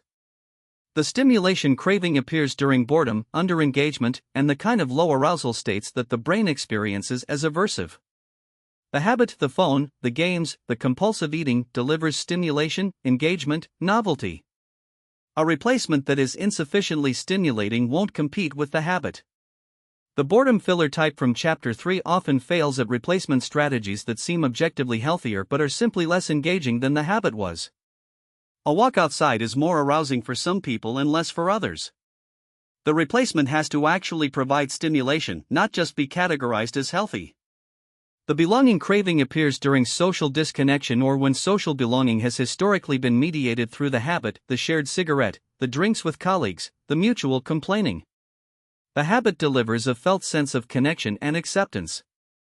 A replacement for this craving needs to also deliver social connection, which means the intervention isn't just behavioral but relational. You may need to change which people you spend time with, or change the format of your interactions, rather than simply change what you consume. The control craving appears when life feels uncertain, overwhelming, or out of your hands. Some habits deliver a sense of control, even a destructive one. The person who restricts their eating severely when their professional life is chaotic is exercising a form of control. The compulsive cleaner who cleans when their relationships feel out of their hands. The habit is a domain of self-determination in a life that currently feels like it has too little. A replacement for this craving needs to deliver agency, competence, or mastery in some form. What recovery actually looks like. Understanding what weakening a habit craving looks like from the inside is important. Because many people give up on change during the period when the process is actually working, they expect cravings to diminish faster than they do, and the persistence of cravings feels like proof that nothing is changing. Here is the realistic timeline of craving reduction for most habits, assuming consistent non-reinforcement. The first 3 to 5 days are often the hardest, not the easiest. The neural pathway is at full strength and the brain is accustomed to regular reinforcement. Cravings during this period can feel overwhelming precisely because they've been conditioned to be powerful. They evolved to be powerful enough to override resistance, because in the habit's history, resistance was always temporary. Intensity at this stage is not a sign that you can't change. It's a sign that the habit was well reinforced. Between days 5 and 14, for most habits, the frequency and intensity of cravings begins to decrease, not in a smooth linear way but on average. There will be spikes, particularly when you encounter a strong cue, are under stress, are bored, or find yourself in a social situation associated with the old behavior. These spikes are real and should be anticipated. But between spikes, the baseline craving level is coming down. After 3 weeks, most people report that cravings have become recognizable as events rather than states. They arrive, they can be observed, and they pass. They have not necessarily disappeared. For deeply reinforced habits, cravings can persist at lower intensity for months. But they've changed character. They're less urgent, less consuming, and more amenable to the notice and wait approach. The wave is smaller. The surfing is easier. The neuroscience explanation for this trajectory is consistent with what you know about the dopamine prediction mechanism. The brain's prediction that Q equals incoming reward is being gradually updated by the repeated non-delivery of the reward. Prediction error responses decrease. The dopamine spike at the Q weakens. The craving weakens. This is a real, biological, measurable process. It just takes longer than most people expect going in. Practical reflection: map your top 3 cravings using the framework below. For each one, write a short but honest paragraph addressing the following questions. What triggers it? Be specific about the cue, not just when I'm stressed, but when I'm stressed at work after a difficult conversation, around 3 p.m., when I've been sitting at my desk for hours without a real break. The more precise the cue description, the more useful it is when you're designing your reset. When does it peak? Is it worst immediately at the cue, or does it build for a few minutes before hitting its height? What makes it more intense? Certain contexts, certain emotional states, certain times? What has happened in the past when you've let a craving pass without acting on it? Did it actually pass, or did it stay present for hours? What does it actually give you? This is the reward question, and try to answer it beyond the surface. Not it tastes good, but it gives me 3 minutes where I'm not thinking about anything stressful. Not I was bored, but it made the time move when time felt stuck and empty. Not I wanted a drink, but after 2 glasses, I stopped caring about the thing that's been bothering me all day, and I just feel okay for a while. The real reward is usually slightly harder and more honest to name than the surface one. Read back what you've written and underline the phrases that name the actual reward, the thing that would disappear if the habit were gone. That is what your replacement needs to deliver. Not a pale approximation of health. An actual alternative that gives your nervous system the thing it's been asking for. Chapter 5, The Willpower Myth. In 1996, Roy Baumeister at Case Western Reserve University published a series of experiments that changed the way psychologists and the general public thought about self-control. In the most famous of them, participants were brought into a room that smelled of freshly baked cookies. On the table were 2 things, a plate of warm chocolate chip cookies and a bowl of radishes. Half the participants were told to eat the cookies. The other half were told to eat only the radishes. They could see the cookies, smell the cookies, but were not permitted to eat them. Afterward, both groups were given a difficult geometric puzzle to work on, one that was, without their knowledge, unsolvable. The result was clear and striking. The cookie eaters persisted at the puzzle for an average of around 20 minutes. The radish eaters, the ones who had spent mental energy resisting the cookies, gave up after about 8 minutes. Resisting the cookies had cost them something measurable. Baumeister called this cost ego depletion, the idea that willpower draws on a finite cognitive or psychological resource, and that using that resource in one domain leaves less of it available in another. Like a muscle, willpower could be exercised and exhausted within the same day. The ego depletion finding spread rapidly through both academic psychology and popular culture. It became one of the most cited findings in behavioral science, spawning hundreds of follow-up studies and landing prominently in books, articles, and productivity advice from coaches and therapists worldwide. And then, as science sometimes does, the picture became more complicated. The nuanced update: in the years following Baumeister's original work, several large-scale replication attempts produced inconsistent results. Some research found the depletion effect robustly. Others found it much smaller than originally reported, or found that it disappeared when certain variables were changed.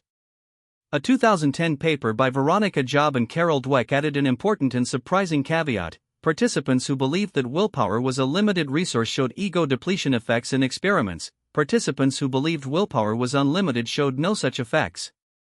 This suggested that at least part of the ego depletion effect might be mediated by mindset, a psychological expectation that shapes the actual experience of fatigue.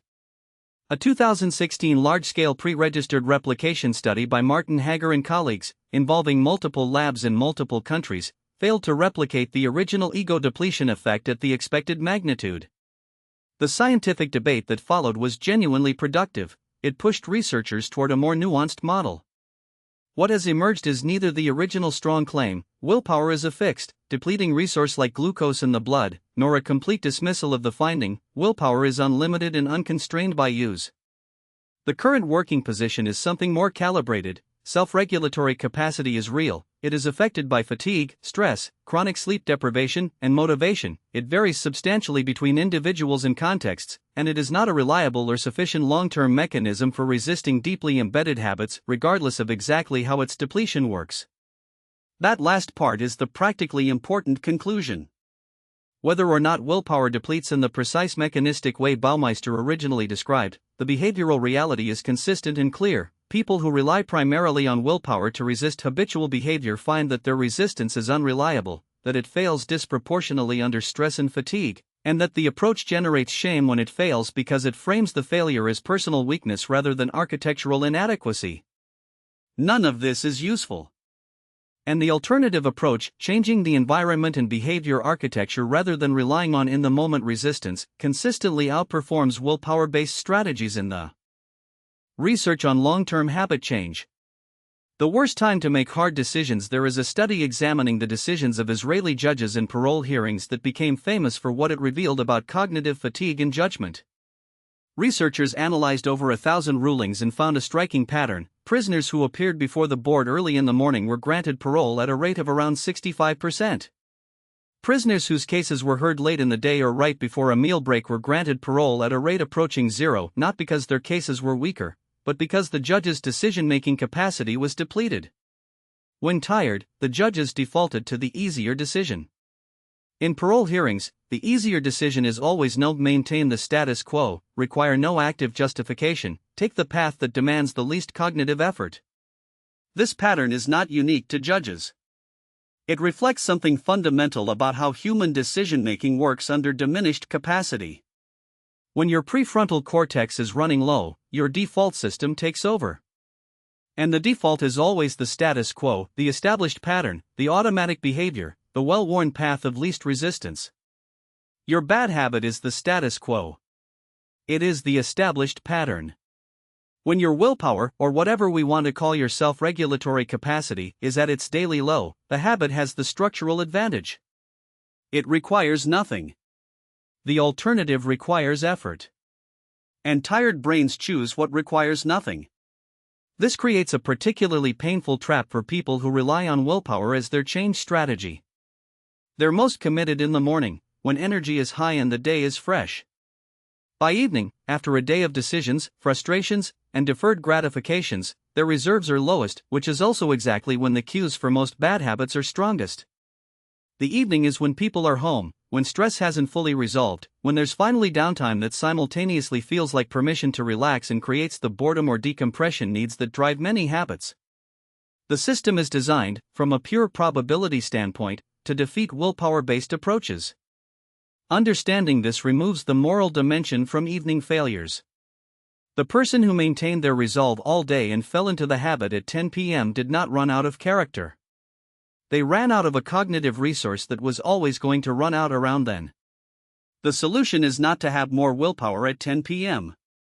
The solution is to have already made the key architectural decisions, environmental design, pre-commitment, alternative behavior placement, that make the habit harder to access at 10 p.m. without requiring willpower to make that happen. The cost of willpower-based approaches beyond the simple inefficiency of relying on willpower, there is a second and often underestimated cost: the shame spiral that willpower failures generate. When willpower fails, and under sufficient stress or fatigue, it always does, the narrative that most people construct is a moral one. I have no self-control. I'm weak. I'll never change. I can't do anything right. This narrative is not just unpleasant in the moment. It's actively counterproductive in a specific and well-documented way. Shame and self-blame function as powerful triggers for many of the habits they target. The compulsive eater who gives in to a binge doesn't just consume extra calories, they consume extra shame about having consumed the calories, which increases their stress and emotional distress, which is itself the trigger that drives the eating. The person who promised not to drink has 3 glasses and then thinks, I've ruined it, I might as well have a 4th, and the 4th arrives not because they're more drunk or more uninhibited, but because the shame of having broken the commitment has deactivated the self-monitoring that was preventing the 4th.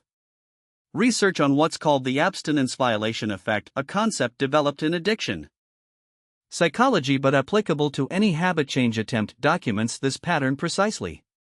When someone who is committed to abstaining from a behavior has a single slip, the slip is often followed not by a return to the baseline attempt but by a complete and extended relapse.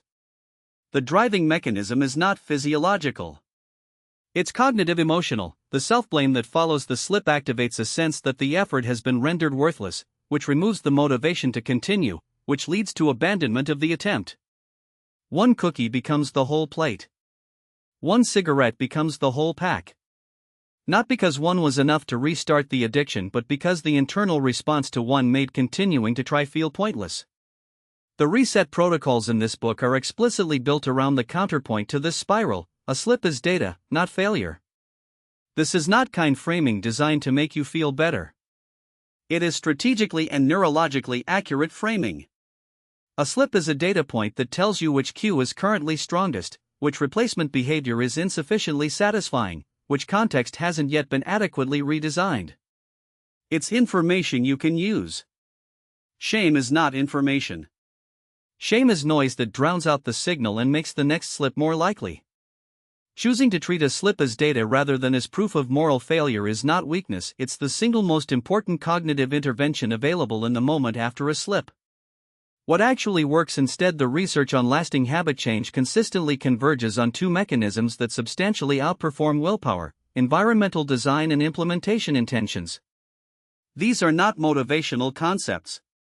They are behavioral technology mechanisms with documented efficacy in controlled research. Environmental design works by changing the cue accessibility structure of your world. If the cue for the habit is less present in your environment, the loop initiates less often. If the materials required for the habit are harder to access, the friction of accessing them provides the delay that willpower would otherwise need to create. And crucially, if the cue and materials for the replacement behavior are more present and accessible, the new loop initiates more readily. None of this requires willpower in the moment. The decisions were made when the environment was designed. At the moment of cue encounter, the behavior that happens is determined by what's easiest to do, which the environmental design has already established. Brian Wansing's food research demonstrated this in a set of elegant studies. When food was in a visible, accessible location, a bowl on a desk, a serving dish in the center of the table, people ate substantially more of it than when the same food required walking to a different room or serving from a less prominent location. The food hadn't changed. The taste hadn't changed. The person's desire for the food hadn't changed. What changed was the friction of access, which changed the behavior. Similarly, when healthy foods were placed at eye level in cafeteria lines and less healthy options were made slightly less prominent, food choices shifted meaningfully without any instruction, incentive, or appeal to willpower.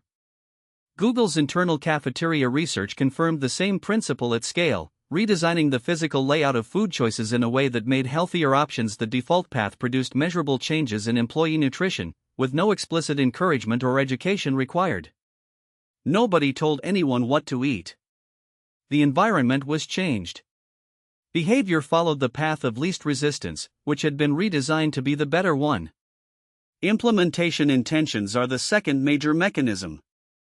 Developed by psychologist Peter Gollwitzer, implementation intentions are specific if-then commitments formulated in advance. If situation X occurs, I will do behavior Y. Gollwitzer and his colleagues have published dozens of studies over 3 decades showing that implementation intentions substantially improve follow-through on behavioral intentions compared to goal intentions alone. A simple goal intention, I'm going to exercise more, produces modest behavior change. The same goal paired with a specific implementation intention. If it's Tuesday or Thursday morning after I wake up, I will put on my exercise clothes before I make coffee, produces substantially stronger behavior change across a wide range of contexts and habits. The mechanism is precisely what you'd predict from the neuroscience. Implementation intentions pre-link the situational cue to the desired response, allowing the response to run automatically when the cue appears without requiring deliberation. The decision has been made in advance, under conditions of full cognitive resource availability. At the moment of the cue, there is no decision to make, only an action to execute. Willpower is not required, because there is no moment of choice. There is only implementation. The role of rest and recovery. One practical implication of understanding self-regulatory capacity as a resource that depletes and recovers is that rest and recovery deserve to be treated as a strategic part of the habit change process, not as a reward you get after the change is complete. Sleep is the most powerful recovery mechanism available to the self-regulatory system.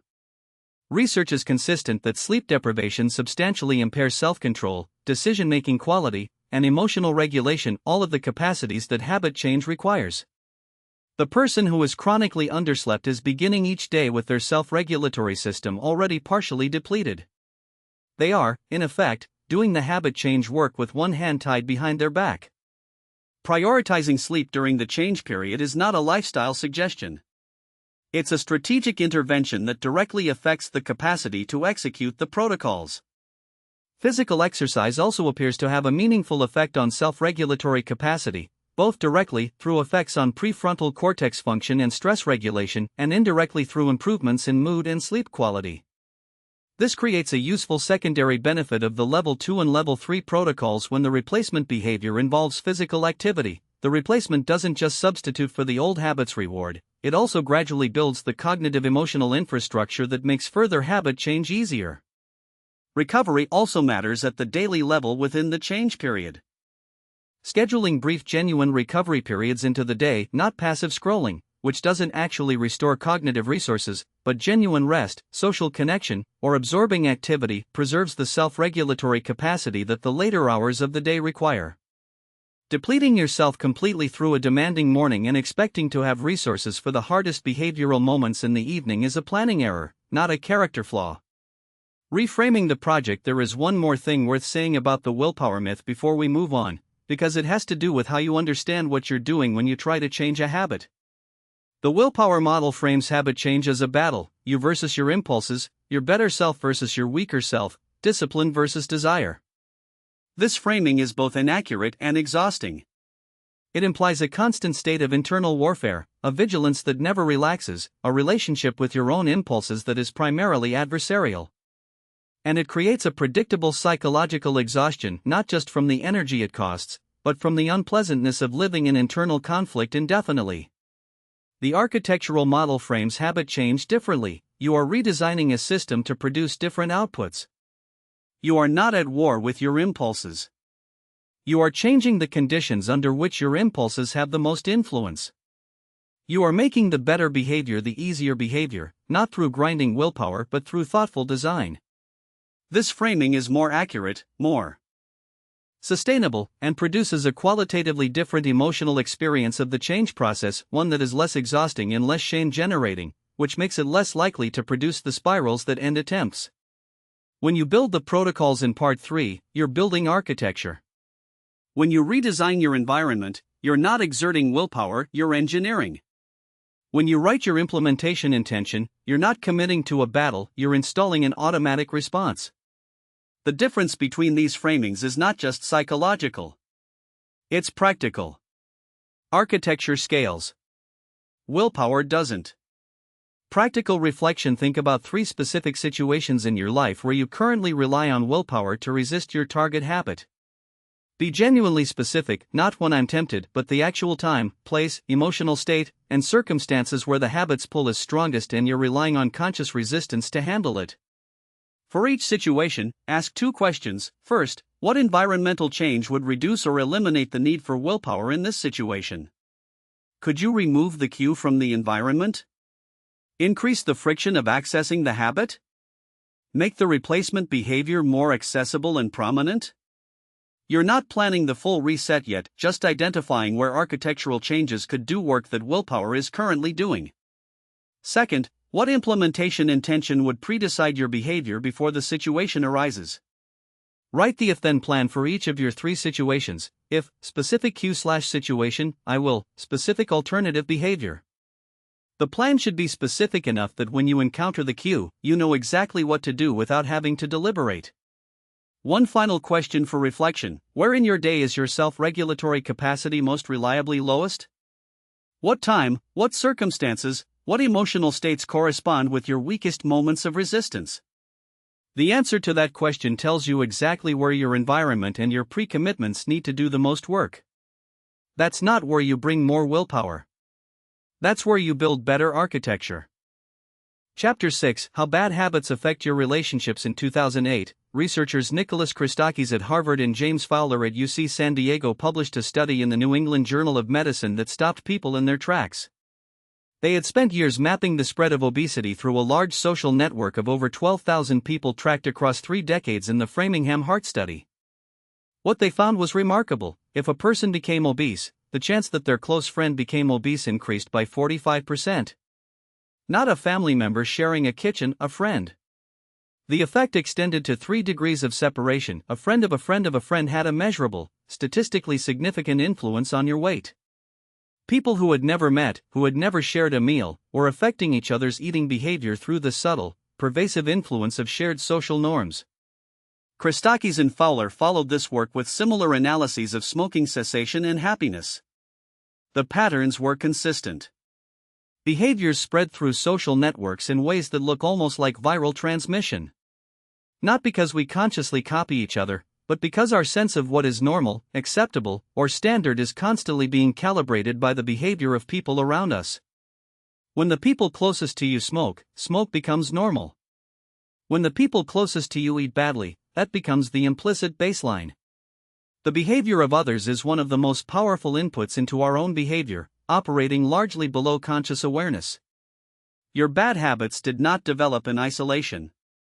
They developed in a social context. They are maintained by a social context, and they affect the people in your life in ways that are often invisible until they're not.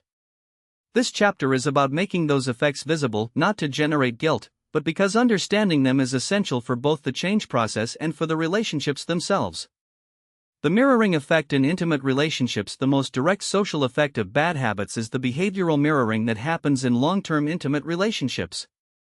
Partners who live together, especially over years, gradually synchronize not just their schedules and preferences but their habits, both the constructive ones and the destructive ones. This is not weakness or codependence. It's the normal operation of social learning in close proximity. Research has documented this in health behaviors in particular. A 2019 study published in JAMA Network Open found that when one member of a couple made a significant health behavior change, exercising more, quitting smoking, reducing alcohol consumption, the partner was significantly more likely to make the same change, even without being asked or explicitly encouraged. The inverse is also true. One partner's health behavior deterioration often coincides with the other partner's behavioral decline. The mechanism isn't nagging or deliberate influence. It's the quiet recalibration of what feels normal in the household. If you've been in a relationship where one partner's late-night snacking gradually became both partners' late-night snacking, or where one partner's daily wine became the household's daily wine, you've experienced this. It's not about weakness, it's about the enormous influence that the person you spend the most time with has on your implicit sense of what people do. If the person you love does it, it becomes part of what's normal. And normal is a very powerful pull on behavior, operating far below the level of conscious decision. This means that when you change a habit, you are in some sense disrupting the shared behavioral ecosystem of your relationship. Your partner may support you enthusiastically. Or they may feel subtly uncomfortable, as though your change is an implicit critique of their continuing behavior, because in a way, it is. Not a deliberate critique, not an accusation, but a contrast that creates a certain psychological pressure on the person not changing. They may even, unconsciously, make your change harder by continuing to purchase the triggering food, by suggesting you treat yourself when you're trying not to, by maintaining the social rituals that surrounded the old habit. This is not malice. It's the social system asserting its equilibrium. Understanding this dynamic in advance protects both you and the relationship. It prevents you from interpreting your partner's behavior as sabotage when it's actually disorientation. And it gives you the opportunity to have an explicit conversation about what you're doing and why, before the implicit dynamics create confusion. Social reinforcement in friend groups maintain habits through shared rituals, and shared rituals are among the most powerful behavioral maintenance mechanisms that exist in human social life. The ritual of Friday drinks. The ritual of smoking on the patio at parties. The group of colleagues who bond over collective complaint about management. The friends who always order the same unhealthy thing at their regular restaurant. The workout group that always follows exercise with rewarding junk food. These rituals aren't arbitrary. They serve real and important social functions. They mark time, signal belonging, create shared experience, provide structure to social interaction, and give the group a common identity. The ritual is the container for the connection.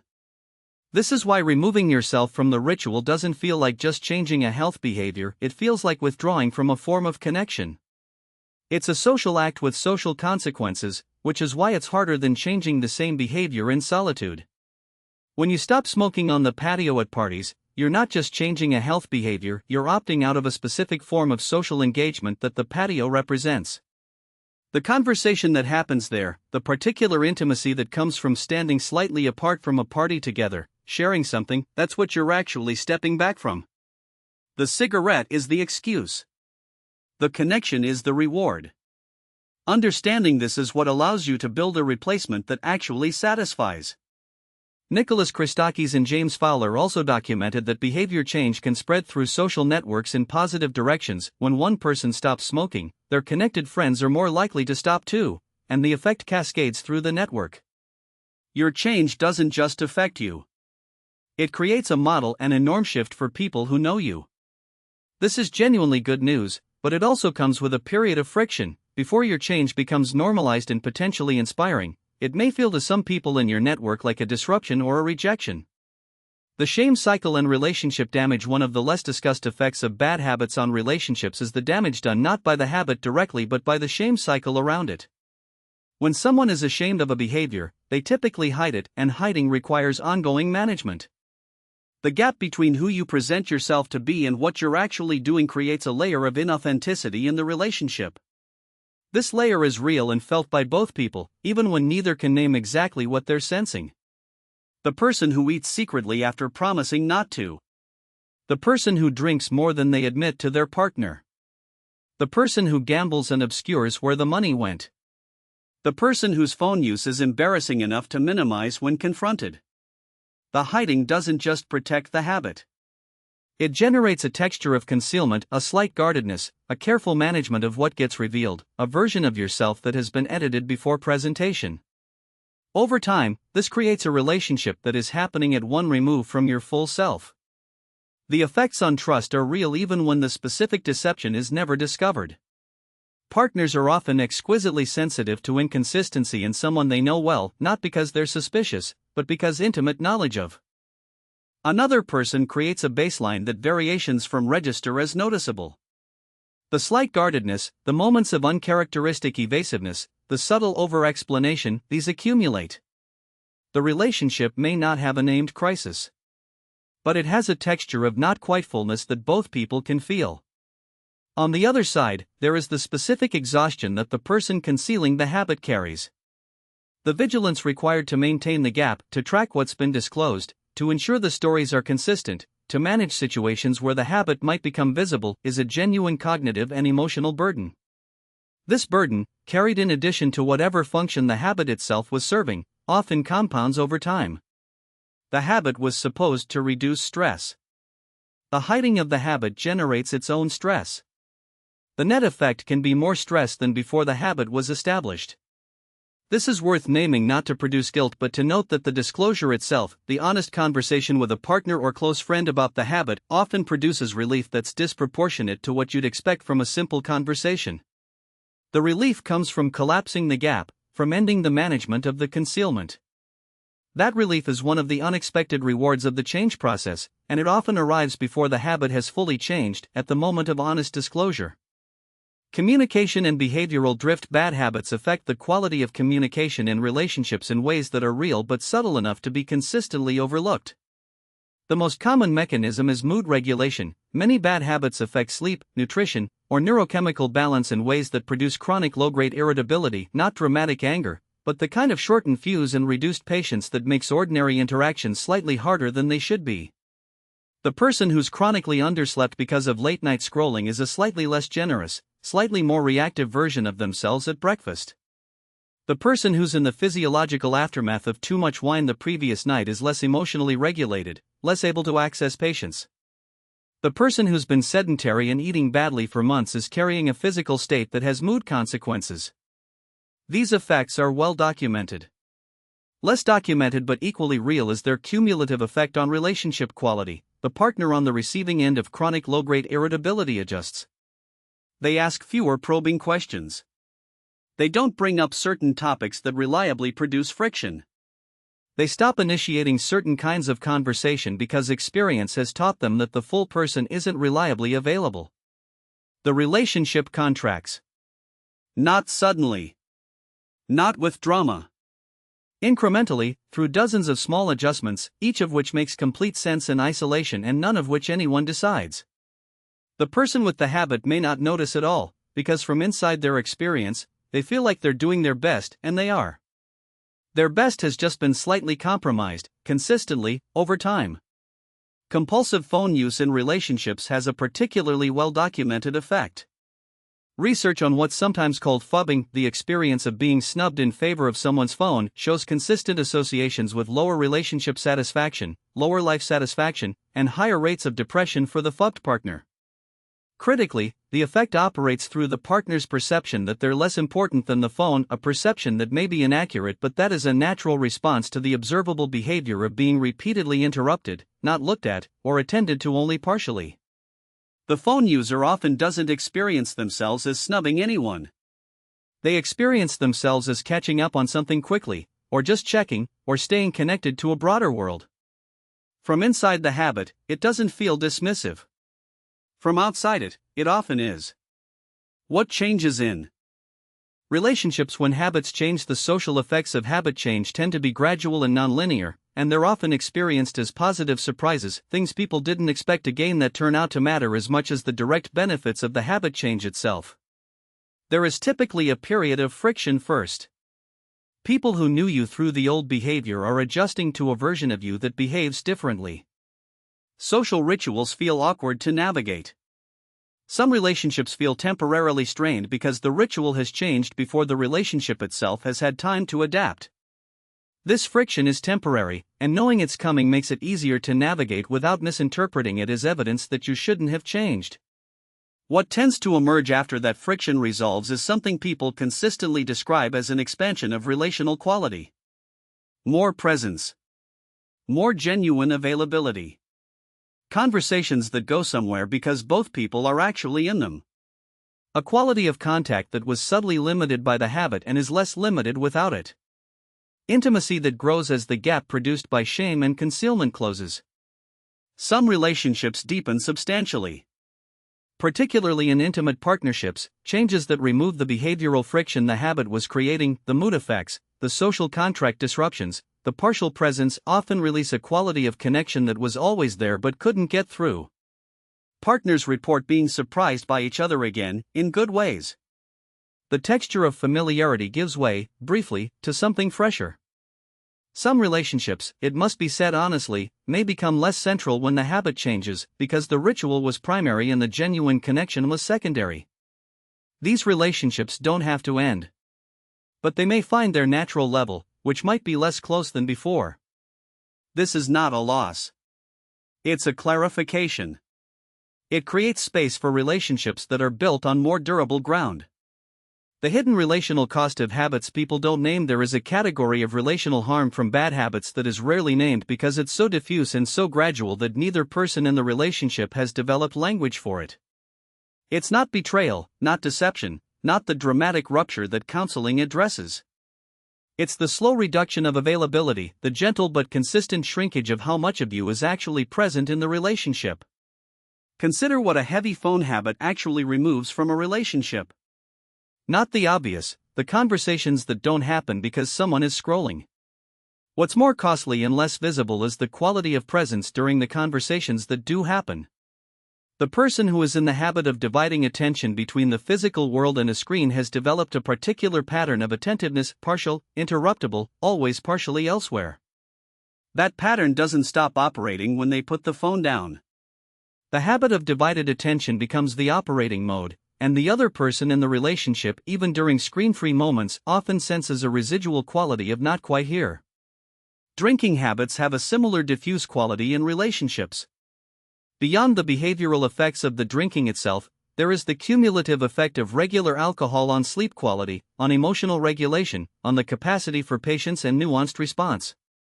The partner of someone who drinks regularly often adjusts to a version of the person that is slightly less emotionally fine-grained, slightly less able to access the deeper registers of empathy and patience. The person with the habit may not notice this in themselves. The person beside them usually does, and usually adjusts, and usually doesn't say so explicitly because the adjustment has happened so gradually that it doesn't feel like something to name. When the habit changes, these diffuse relational costs often reverse in ways that surprise both people. The gradual return of fuller presence is not dramatic. It's quiet and accumulative. But it's real, and partners and close friends often notice it before the person with the changed habit does.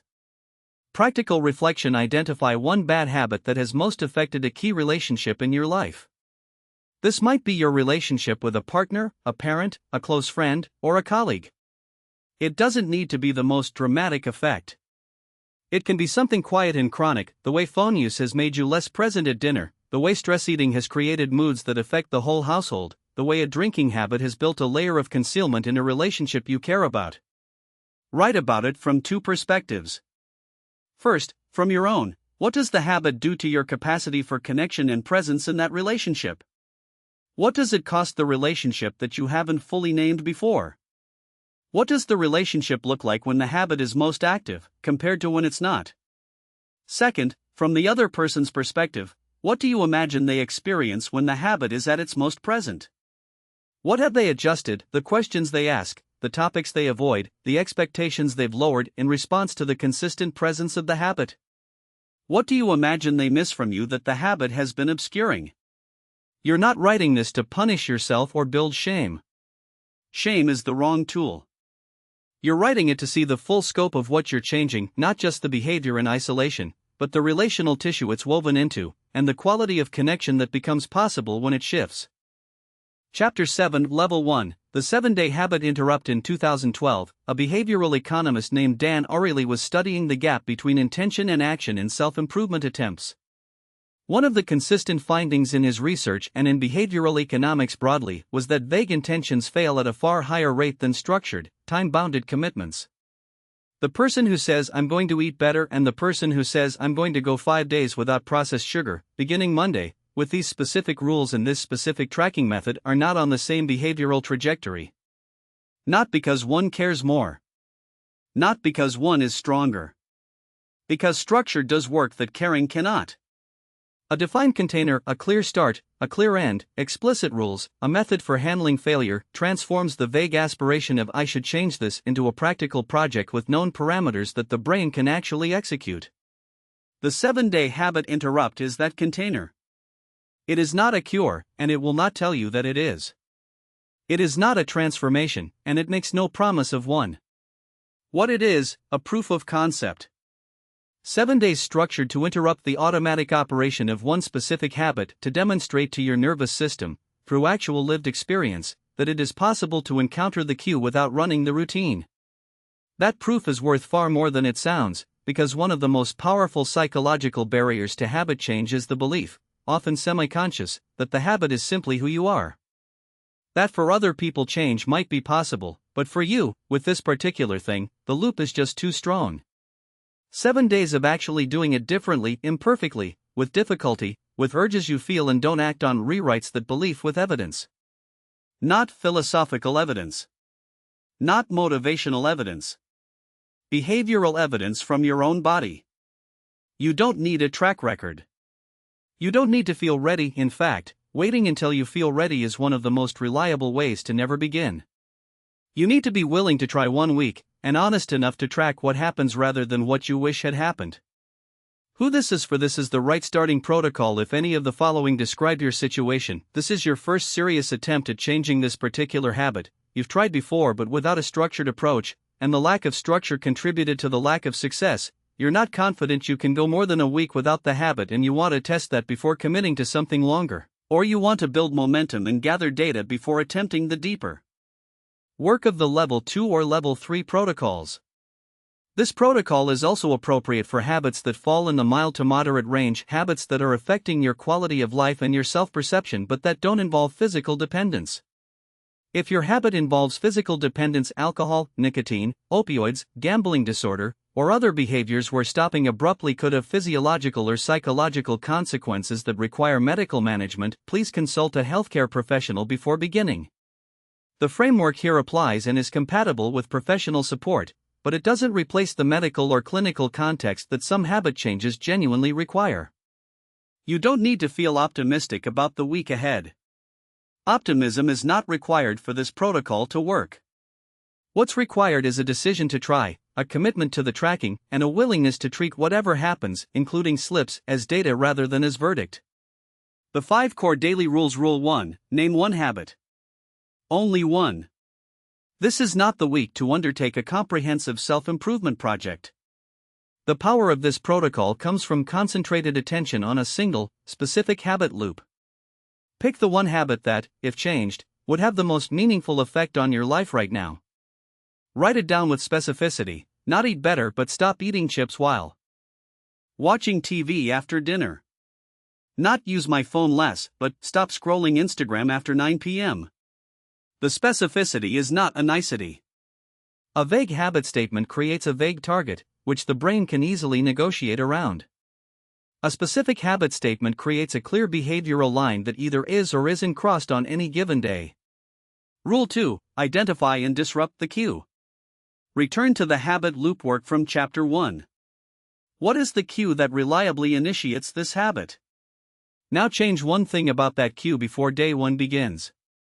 You may not be able to eliminate the cue entirely. Many cues are internal states like boredom or stress that can't simply be removed from your life.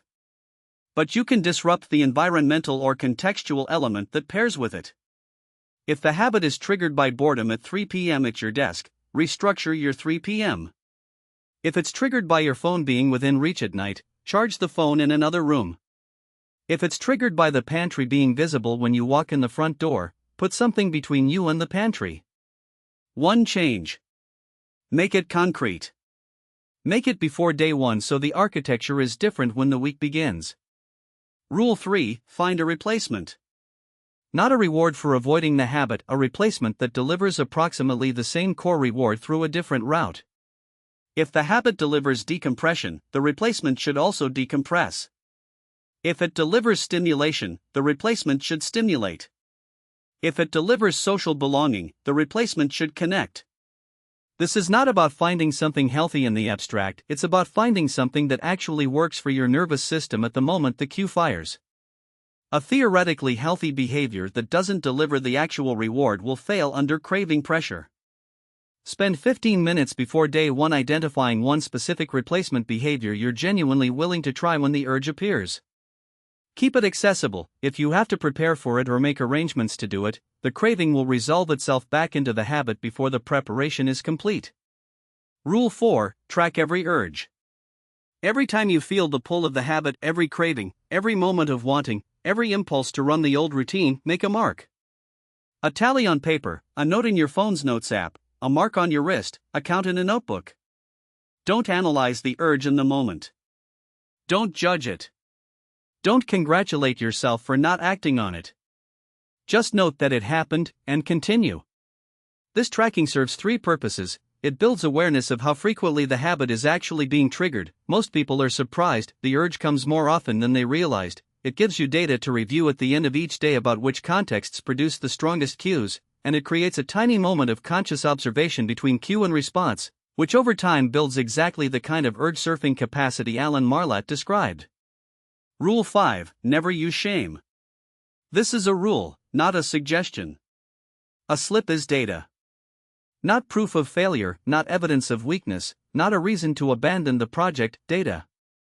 When you return to this rule during difficult moments, the operative question is not why am I so pathetic, but what was the trigger, and what does that tell me about my cue structure?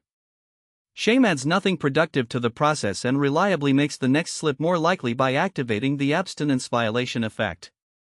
If you slip, you note it, you identify the trigger, you deploy the replacement if any of the habit's effect can still be intercepted, and you continue with the next right action. The protocol continues. You haven't failed the protocol. You've generated a data point. Day-by-day guide. Day-focused expected feeling. Key Rule 1 Naming and mapping. Determined, possibly anxious. Rule 1-2 First real cue encounters. Urges feel strong and surprising. Rule 3-3 The 48-hour wall. May question whether this is worth it. Rule 5 For cravings. Begin to space out. Slightly lighter, cautiously hopeful. Rule 4-5 Replacement starts to feel normal. Small pride, moments of ease. Rule 2-6 Momentum builds. Real progress feeling, growing confidence. Rule 3-7 Completion, confident but clear-eyed. All a day 1 is primarily about implementation. You've named the habit, you've disrupted the cue, you've identified the replacement. The day itself may feel more manageable than you expected. The determination of beginning carries a lot of weight in the first 24 hours. The habit hasn't had time to push back yet. Use this relative ease to get your tracking system set up, to actually deploy the replacement when the first urge appears, and to begin building the data record you'll review at week's end. Don't let the relative ease of day 1 create complacency about day 3. Day 2 is where reality arrives. The habit is fully active, the cue is appearing, and the routine is ready to run. The urges will feel strong, possibly stronger than you anticipated. This is not evidence that the habit is unbreakable. The neural pathway is at full reinforcement strength. It has been fed regularly, and one day of not feeding it has barely moved the needle on its strength. The key on day 2 is to deploy the replacement aggressively every time the urge appears, not just the first time or the strongest times. Every deployment is a repetition of the new pathway. Day 3 is the wall. Research on habit interruption consistently identifies the 48 to 72 hour window as the most psychologically difficult. The initial determination has faded, the novelty of the project has worn off, and the brain is most insistently demanding the old behavior. You may find yourself thinking that the habit wasn't that bad, that the replacement isn't working, that you can restart next week under better circumstances, that you're too stressed right now. These thoughts are normal and predictable. They are the habit loop using your own cognition against you. Note them. Apply Rule 5. Keep going.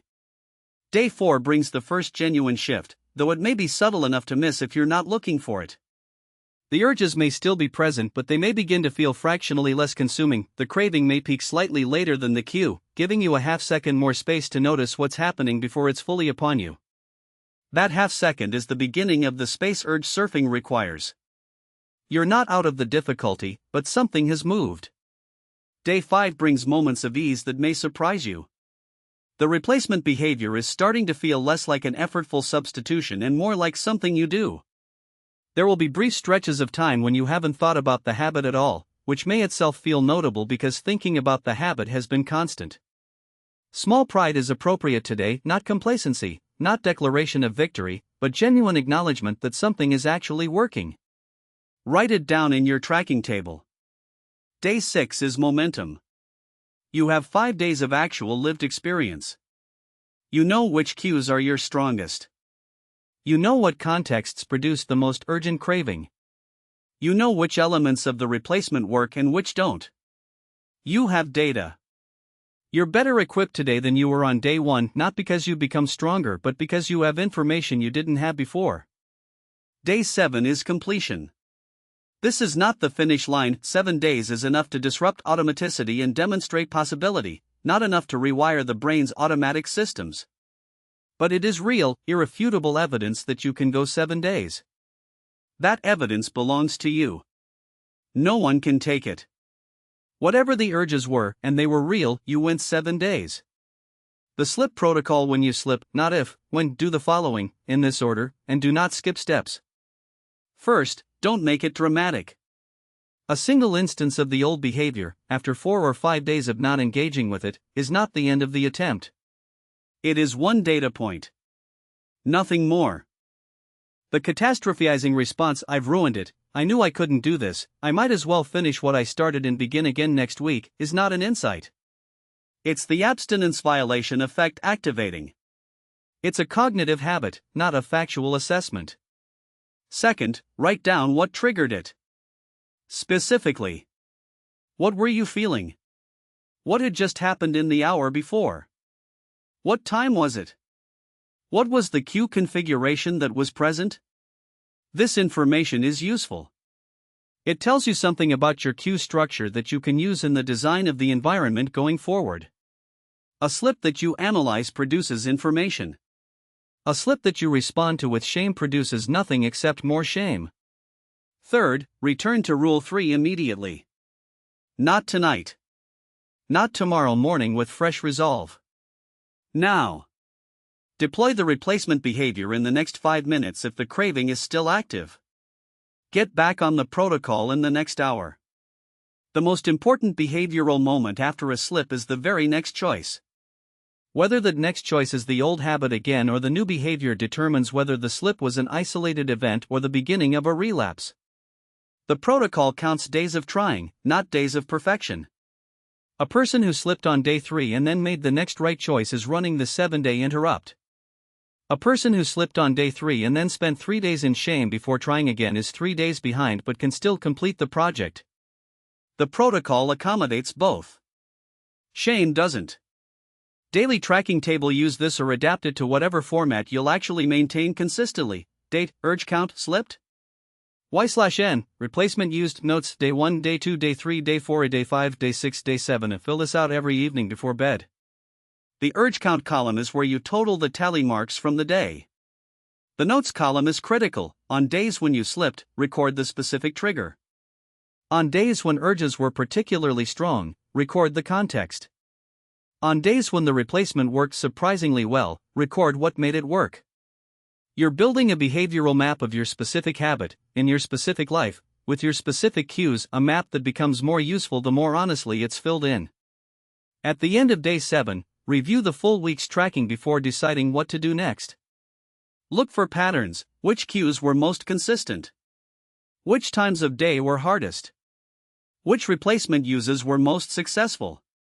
This review takes 10 minutes and produces the most important information you'll carry into whatever comes next. End of week decision points: when you reach day 7, you have 3 realistic options, and all 3 are legitimate. Move immediately into the level 2 21-day protocol. This is the right choice if the 7-day interrupt has given you momentum, if the replacement behavior is beginning to feel natural, if your cue analysis is clear enough to write a proper habit contract, and if you feel ready to commit to 3 weeks. Run a second 7-day interrupt before moving to level 2. This is the right choice if the first week was very difficult and you don't yet feel stable enough for a longer commitment, if you slipped multiple times and want to build cleaner momentum before extending the window, or if your replacement behavior needs refinement that another week would allow you to develop. Extend the interrupt indefinitely as a maintenance practice. This is the right choice if the habit you're interrupting is one that works best as a permanent removal rather than a replacement, where none is genuinely the right answer rather than something else instead. Not all habits require replacement. Some simply need a sufficiently long interruption for the pathway to weaken enough to stop being a default. The only wrong choice is treating completion of the 7 days as the destination and returning to the habit without any plan for what you're building. In its place, what to expect: days 1 through 3 are the hardest. The neural pathway is at its strongest when you first stop feeding it. It has been reinforced many times, and your brain has not yet updated its prediction that this cue reliably leads to this reward. The intensity of day 3 is not a sign that you can't do this. It is a sign that the habit was well established, which is precisely why you're addressing it. By day 5, most people report that the cravings begin to feel like weather, distinct events that arrive and pass, rather than a constant ambient pressure they're living inside. This is the beginning of the urge surfing capability that Alan Marlatt described. The craving becomes recognizable as a craving rather than simply as an urgent need, which creates just enough distance to choose a response. At the end of day 7, your job is simple: be honest about where you are, review your tracking data, and make a clear decision about what comes next. You now have evidence. Use it. Chapter 8, Level 2, The 21-Day Habit Replacement. When James Clear was building the framework that became Atomic Habits, one of the most important distinctions he drew was between outcome-based habits and identity-based habits, between changing what you do and changing who you are. The 21-day replacement protocol lives at the intersection of these two. You are doing the behavioral work of establishing a specific replacement, a new routine that delivers the same core reward as the old one through a healthier mechanism, while simultaneously beginning, quietly and without grand announcement, to adjust your self-narrative. Not dramatically. Not through a proclamation. Just through the quiet accumulation of lived evidence that someone who does this new thing consistently is who you're becoming. The number 21 comes up often in discussions of habit formation, sometimes with the oversimplified and entirely unsupported claim that it takes exactly 21 days to form a habit. The origin of this myth is a 1960s plastic surgeon named Maxwell Maltz, who noticed that it took his patients about 21 days to adjust to a new nose or to stop feeling phantom sensations from an amputated limb. Somehow this clinical observation migrated into the self-help literature as a neurological fact about habit formation, which it is not. Philippa Lally's 2010 UCL study, which tracked people forming new habits in their daily lives, found that the time for a behavior to reach automaticity ranged from 18 to 254 days, with a median around 66. 21 days will not produce full automaticity. What 21 days can do, what this protocol is specifically designed to accomplish, is establish the replacement behavior firmly enough that it runs with some consistency, has survived at least the predictable disruptions of 3 full weeks, and has begun to feel like something you do rather than something you're trying to do. That's the target. Not completion. Not perfection. Not automatic ease. A replacement that has genuine roots. That distinction between a behavior you've committed to and a behavior that has actually taken hold is what 3 weeks, done well, can produce. Who this is for? You're ready for level 2 if any of these apply. You've completed the 7-day interrupt and have momentum you want to extend. You have enough previous experience with this habit change that you trust your ability to sustain a 3-week commitment. You've identified a specific replacement behavior that you believe can genuinely deliver the reward the old habit was providing. You're ready if you're willing to do the environmental and relational work this protocol requires alongside the behavioral work. You're not ready, or you should proceed with professional support alongside this protocol if the habit involves substance dependence, if you experienced significant physiological withdrawal in the 7-day interrupt, or if your mental health situation would be better served by professional guidance during this period. The protocols here are tools, not substitutes. This protocol requires meaningfully more from you than level 1. It asks you to restructure your environment, to write a formal habit contract, to tell another person what you're doing, to pre-plan your responses to known triggers, and to conduct a structured weekly review of what's working and what needs adjustment. The increased demand is why it's more effective than level 1, it builds more of the architecture. Meet the full demands of the protocol, rather than a modified version. The modifications tend to happen in exactly the elements that matter most. The 6 core daily rules. Rule 1, write a habit contract. Before day 1, write the following sentence in your journal or on paper. When, specific cue, instead of, specific bad habit, I will, specific replacement behavior. This is an implementation intention, the if-then structure that Peter Gollwitzer's 30 years of research has shown to substantially improve follow-through on behavioral intentions. The mechanism is precise. The if-then structure pre-links the situational cue to the desired response, which means that when the cue appears, the response runs without requiring real-time deliberation. The decision has been made. Willpower is not needed at the moment of the cue, because there is no moment of choice, there's only execution of a pre-committed plan. The contract should be specific enough to be unambiguous. Not when I'm stressed, I'll do something healthy, but when I feel the urge to reach for wine after work, I will immediately put on my running shoes and go outside for 10 minutes, even if I don't feel like it. The specificity matters because vague contracts create vague behavior.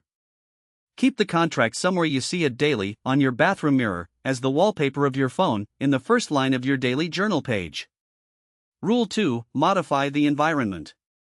Before day 1, go through your home, your workspace, and your daily routes and make the old habit harder to access while making the replacement behavior easier.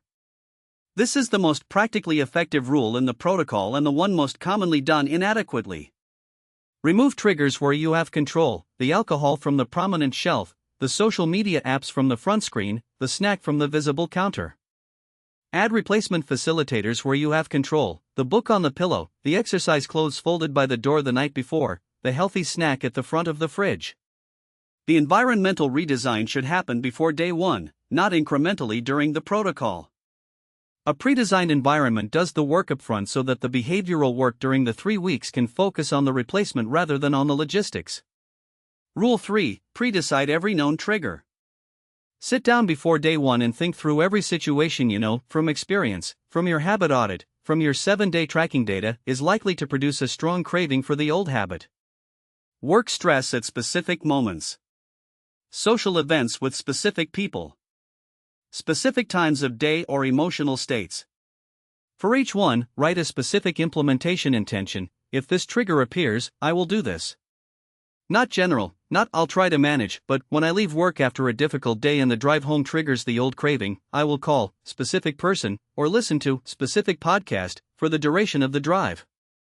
The goal is to reduce the number of real-time decisions you'll need to make under conditions when your self-regulatory capacity is most depleted. Rule 4: Track urges and wins.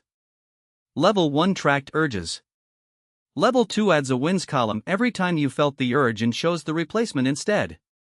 Tracking wins serves a function beyond measurement: it directs your attention to the evidence of success in a way that the brain's negativity bias will systematically prevent without deliberate intervention. Left to its own devices, your mind will register and rehearse the slips, the difficult moments, the days that fell short.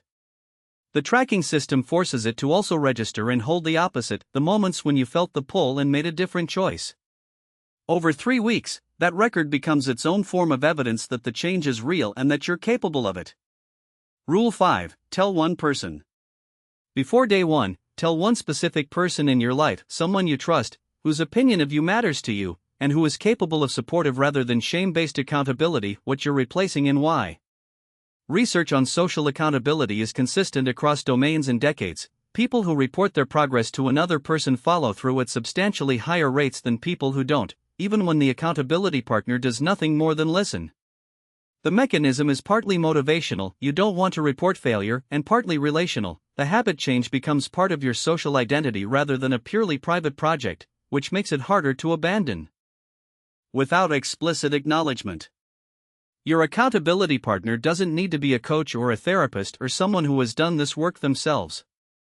They need to be someone who will check in without shame, who will receive your reports without minimizing or catastrophizing, and who will continue to ask about it in week 3 when the newness has worn off and the accountability check-ins have become less frequent. Rule 6: Weekly reward. At the end of each week, before the next week begins, give yourself something meaningful that is unrelated to the habit you're changing. Not food if the habit is food-related. Not alcohol if the habit involves drinking. Something that marks the week as accomplished and generates positive effect around the project: a movie you've been wanting to see, an outing, a purchase you've been deferring, an evening doing something you genuinely enjoy. The weekly reward does something specific: it creates a regular punctuation mark in what would otherwise feel like an indefinite period of constraint, and it associates positive experience with the project as a whole rather than only with the habit removal. The 3-week structure. Week 1 foundation this week is about setting the architecture and surviving the disruption. You've written the contract, reshaped the environment, pre-decided your responses to known triggers. Week 1 is when those preparations meet reality, which is messier, less predictable, and more emotionally demanding than the preparation period. Disruption is normal and expected in week 1. You'll encounter triggers you didn't plan for. Your replacement behavior will feel forced, deliberate, and sometimes deeply unsatisfying compared to the old habit. There will be moments when the comparison between the replacement and the original is so unfavorable that you question the entire project. These are not signs that the replacement is wrong. They are signs that the old loop is very strong and very well established, and that the new one is very new. The replacement doesn't feel good because it doesn't have the dopamine prediction history yet. That history is what you're building. The building doesn't feel like building. It feels like effort. If you can reduce your exposure to high-trigger social environments in the first 7 days, parties, social settings where the old habit was normal, work situations that reliably produce the strongest craving, do so without guilt. You're not hiding. You're protecting the new behavior while it's most fragile. You can navigate those situations in week 2 with more stability. Week 2 deepening the start of week 2 brings a shift that is modest but real. The replacement behavior is starting to feel less alien. There are moments when you choose it without the full force of conscious effort, when the choice happens before you've had to deliberate about it. The urges are still present, but they've begun to develop the character of distinct events rather than a constant ambient pressure. Week 2 is also when the gaps in your replacement strategy become visible. The behavior you chose may work well in most contexts but fail in a specific one. Maybe it works during the day but not late at night when stress is at its peak, or it works at home but not in social situations. The weekly check-in at the end of week 2 is where you identify these gaps and make specific adjustments. You're not abandoning the plan. You're calibrating it. The plan is a tool. It serves you. Adjust the element that isn't working rather than the entire architecture. Week 3 Integration. Week 3 is where the replacement behavior begins to develop what researchers call behavioral automaticity in at least some contexts. Not full automaticity across all contexts, that takes longer than 3 weeks. But in specific, regular situations, you'll find yourself doing the replacement without having to actively choose it. The choice happens below the level of deliberate decision. That experience of a new behavior running on its own, without being piloted, is qualitatively different from the effortful substitution of weeks 1 and 2. Protect the behavior in week 3 specifically. Early success creates a subtle complacency that is one of the most common causes of relapse after a short successful period. The improvement feels sufficient, and the vigilance that produced it relaxes before the new behavior is stable enough to sustain without support. Maintain the environment changes. Keep the contract visible. Continue the weekly review and reward. The new behavior at 3 weeks is real but fragile. Treat it accordingly.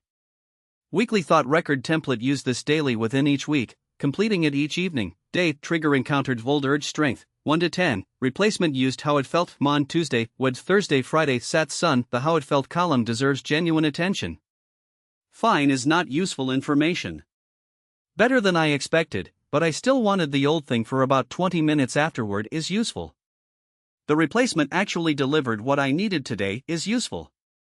The replacement was completely inadequate for the intensity of the craving is extremely useful. It tells you that you need a more powerful replacement for high-intensity craving states, or a supplementary replacement you can reach for when the first one isn't enough. Navigating social and work situations. Work and social environments are where the 21-day replacement most frequently encounters serious disruption, and where having thought through navigation strategies before day 1 produces the most significant advantage. At work, the most common challenge is the ritual dimension. The colleagues who always smoke on break together. The team that orders lunch from the same unhealthy place every Friday. The workplace culture where stress bonding involves complaining, excessive caffeine, and shared poor habits. Declining these rituals feels socially loaded, and it sometimes genuinely has social costs. The most effective strategy is proactive substitution rather than abrupt withdrawal. Find a different way to connect with the people involved. Suggest an alternative container for the same social function, a walk instead of a smoke break, a different lunch spot.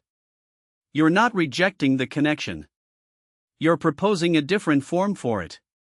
If someone at work asks why you're not participating, you are not obligated to explain. I'm trying something different, or I'm not doing that right now, closes the subject without requiring a full account of your habit change project. Most people will accept this. The few who push harder are often experiencing the social mirror effect described in Chapter 3. Your change creates a contrast they'd prefer not to examine. Their pushback is about them, not about your choice. At social events involving alcohol, the most practically effective strategy, if alcohol is what you're limiting, is to have a drink in your hand. This isn't hypocrisy.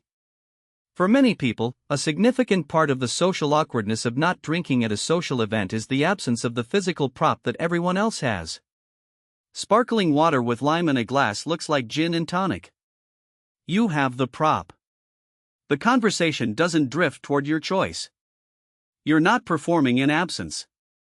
You're just having a different drink. This strategy doesn't work for everyone and isn't necessary for everyone, but for people who find social events particularly challenging, it's worth knowing about. At family events, where the social reinforcement of old habits is typically strongest because the habits have the longest history in that context, give yourself permission to leave when you need to. To eat something beforehand if food is the trigger. To have a specific plan for the 2 or 3 highest risk moments of the event and execute it regardless of how it lands with other family members. Family dynamics are complex and beyond the scope of any protocol to fully navigate. What a protocol can do is give you a clear behavioral choice in the moment so that you're not making it up under pressure. Weekly check-in table. Complete this at the end of each week, before giving yourself the week's reward. Week slips, average urge strength, 1 to 10. Biggest win. 1 adjustment for next week. 1, 2, 3. The 1 adjustment column is where the protocol evolves in response to your specific experience rather than a generic template. What element of the plan produced the most difficulty this week? What change to the environment, the replacement behavior, the timing, or the social navigation would reduce that difficulty? This column is where the protocol becomes yours rather than a generic instruction set. What to expect week 1. You're fighting the old loop. The new behavior is forced, the old one is magnetic, the environmental changes feel inconvenient and new. The contract helps, but the moments of temptation are hard. This is correct, this is what early replacement work feels like. Week 2. You're running 2 systems simultaneously. The old loop is still active, the new one is being built, and you're consciously navigating the space between them. This is cognitively demanding in a way week 1, with its initial determination, often isn't. By midweek 2, the determination of the beginning has faded, the newness has worn off, and you're doing the work on internal reserves alone. Plan for less during week 2. Lower the expectations of everything except the protocol itself. Week 3. The new behavior is winning more often. Not always. Not without effort. But in at least some contexts, the replacement is running with something close to ease. There will be moments that feel unmistakably like progress, the replacement completing before you've consciously decided, the old craving arriving and being recognized as just a craving rather than as an imperative. These moments are real and worth noting. They're not the destination, but they're evidence that the destination exists and that you're moving toward it. 21 days won't produce full automaticity. They will produce something that 21 days of consistent, structured effort has always produced, a real foundation. A new behavior that has survived genuine disruption and maintained. A new self-concept beginning to emerge from the accumulated evidence of what you've been doing for 3 weeks. That foundation is what Level 3 builds on, and what the maintenance framework protects. Chapter 9, Level 3, The 30-Day Identity Shift. There is a story told in addiction medicine about a man who quit smoking after 30 years. He'd tried many times, patches, gum, hypnosis, cold turkey, gradual reduction. Nothing held for more than a few weeks. And then one day, seemingly without crisis or drama, he stopped, and he stayed stopped. When his doctor asked what had finally worked, the man thought about it for a moment. I stopped thinking of myself as a smoker who was quitting, he said. I started thinking of myself as a non-smoker who used to smoke. The behavioral change, he felt, had happened after the identity change, not before it, as though once he had genuinely revised his self-concept, the behavior simply followed. This story circulates in clinical settings because it captures something that is difficult to operationalize but reliably true. Identity is the deepest level at which habit change can occur, and changes made at that level have a durability that behavioral changes alone rarely achieve. When your behavior is in conflict with your identity, one of them will yield. For most people, behavior yields first, you go back to the habit. But when you change which behavior your identity is built around, the habit loses its anchor. It no longer has a you to come home to. The 30-day identity shift is for the habits that have become part of your self-story. The ones you've tried to change before and found your way back to, not just because the craving was strong, but because somewhere in the attempt, you felt like you were fighting yourself. The ones where the habit and the person feel, from the inside, like the same thing. A critical note before we begin: If your habit involves alcohol, substances, gambling, or any behavior that has reached the level of clinical addiction where physiological dependence is present, where the behavior is affecting your health, relationships, or employment in serious ways, where previous attempts to stop have produced withdrawal symptoms, this protocol is designed to be used alongside professional support, not instead of it. Nothing in this book replaces a doctor, a therapist, or a treatment program. This protocol works. It works better with professional support for addiction-level habits. Who this is for this protocol is for people who have tried the shorter approaches and found them insufficient. People whose habit is deeply tied to stress management and who haven't yet developed alternative stress infrastructure. People who identified as an identity loop type in the Chapter 3 audit. People who've relapsed after periods of success and want to understand why and build something more durable. And people who are genuinely willing to do the inner work alongside the behavioral work, because this protocol asks for both, and neither is optional. 30 days is not a magic number. It's a sufficient window to do the identity work in stages, to notice who you are without the habit, to begin to build a new self-concept, to let that new concept begin to inform behavior rather than the other way around. The 8 core daily practices. Practice 1, morning journaling. Who am I without this habit? Every morning, before you look at your phone, before anything else, spend 5 to 10 minutes with this question in writing. Not, what do I want to change? That's goal setting. This is identity exploration. What kind of person are you without this habit?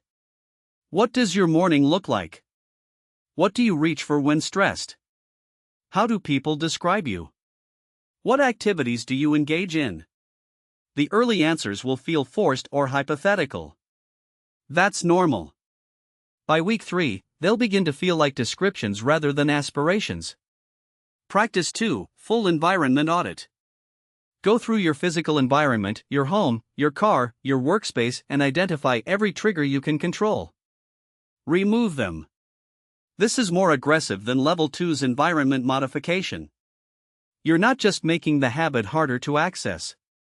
You're removing evidence that you're the kind of person who does this habit. The alcohol in the cabinet, the cigarettes in the car, the social media apps on the phone, the snack drawer, all of it. Your environment should reflect the person you're becoming, not the person the habit defined. Practice 3, social audit. Identify which relationships in your life most strongly reinforce the habit. Not to end those relationships, but to be honest about how much time you spend in them during the first 30 days, and to be intentional about what you bring to those relationships now. Simultaneously, identify which relationships are most compatible with the new behavior and invest in those deliberately during this month. Practice 4, replacement stacking. Unlike Level 2, which works with one replacement behavior, Level 3 uses 3 layered on the same cue, deployed in sequence depending on what the situation requires. If the cue is stress, your first replacement might be a breathing practice, immediately available, physiologically calming. Your second might be a brief walk, slightly more time, stronger effect. Your third might be a phone call to your accountability partner, for high-intensity stress events. Having 3 tools for the same cue means you're not relying on a single behavior to do the job in every context. If one fails or is unavailable, you have the next. Practice 5, daily check-in. Every day, either write in your journal or contact your accountability partner with a brief honest account of how the day went. Not a performance, an honest report. What was hard? What was easy? What triggered the strongest craving? Whether you slipped, and if so, what triggered it? The daily check-in builds accountability and keeps the change process active in your conscious awareness rather than drifting into the background. Practice 6, pre-planned stress protocol. Before day 1, write out exactly what you will do the next time you experience your highest stress trigger. Not a general plan, a specific one, with steps in order. When I feel overwhelmed at work, I will 1. Close my laptop for 2 minutes, 2. Do 4 counts in, 7 counts hold, 8 counts out, 3 times, 3. Send a text to accountability partner, saying stressed, holding on, 4. Take a 10-minute walk before returning to work. The more specific and rehearse this plan, the more reliably you'll be able to execute it under actual stress, when your prefrontal cortex is least available. Practice 7, weekly identity statement. At the end of each week, write one sentence, 1, about who you're becoming. Not, I didn't do the habit this week, that's behavioral. I'm someone who reaches for a walk when things get hard, that's identity. I'm someone who shows up present for my evenings. I'm someone who handles difficulty without disappearing into a screen. These sentences may feel grandiose or premature in week 1. Write them anyway. By week 4, you'll find that some of them have become quietly, undramatically true. Practice 8, Monthly Reset Protocol. Before you begin day 1, write what you'll do if the habit resurfaces after day 30. This is the protocol you have ready, specific, already written for the moment when the old pattern tries to re-establish itself. This might be: run a 7-day interrupt immediately, contact your accountability partner, review your identity statements, return to the morning journaling practice. Having the reset written before you need it removes the need to make a plan under pressure, when the habit is already pulling. The 4-week structure. Week 1, withdrawal. The habit feels louder when you're not feeding it. This is not metaphoric. Neurologically, the absence of the expected reward creates a heightened signal from the basal ganglia, something like an alarm: the expected reward has not arrived. In habits that have been reinforced for years, this alarm can be persistent and loud, particularly in the first week. What the habit was masking often becomes apparent in week 1.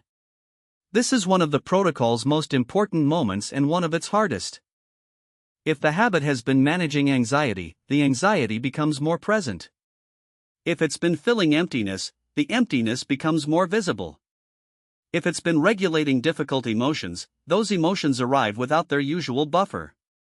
This is not proof that you need the habit. It is proof that the habit had a function and that the function now needs to be addressed by other means. This is exactly what the stress protocol, the morning journaling, and the replacement behaviors are for. Expect discomfort in week 1. Plan for it. Tell your accountability partner that week 1 is the hardest week and that you may need more contact than usual. Week 2. Fog lifting. The intensity of week 1 begins to decrease. Not disappear, decrease. The urges are still present, but they're slightly less consuming. You begin to notice what the habit was occupying: the time, the mental space, the emotional management, and you begin, tentatively, to fill that space with other things. Week 2 is when the morning journaling begins to shift. The answers to "who am I without this habit" start to feel slightly more grounded. You may notice moments in the day that feel different, quieter, cleaner, occasionally surprising in their ordinariness. The man without the cigarette noticing the smell of the morning air. The woman without the scrolling noticing how long the evening actually is, and how strange and good that length feels. The social audit begins to show effects in week 2. The relationships you've invested in more deliberately are responding. The high-trigger social environments you've reduced exposure to are no longer generating the friction they did in week 1. Week 3. Rebuild. The replacement behaviors are strengthening. In at least some of your regular contexts, they're beginning to feel normal rather than substituted.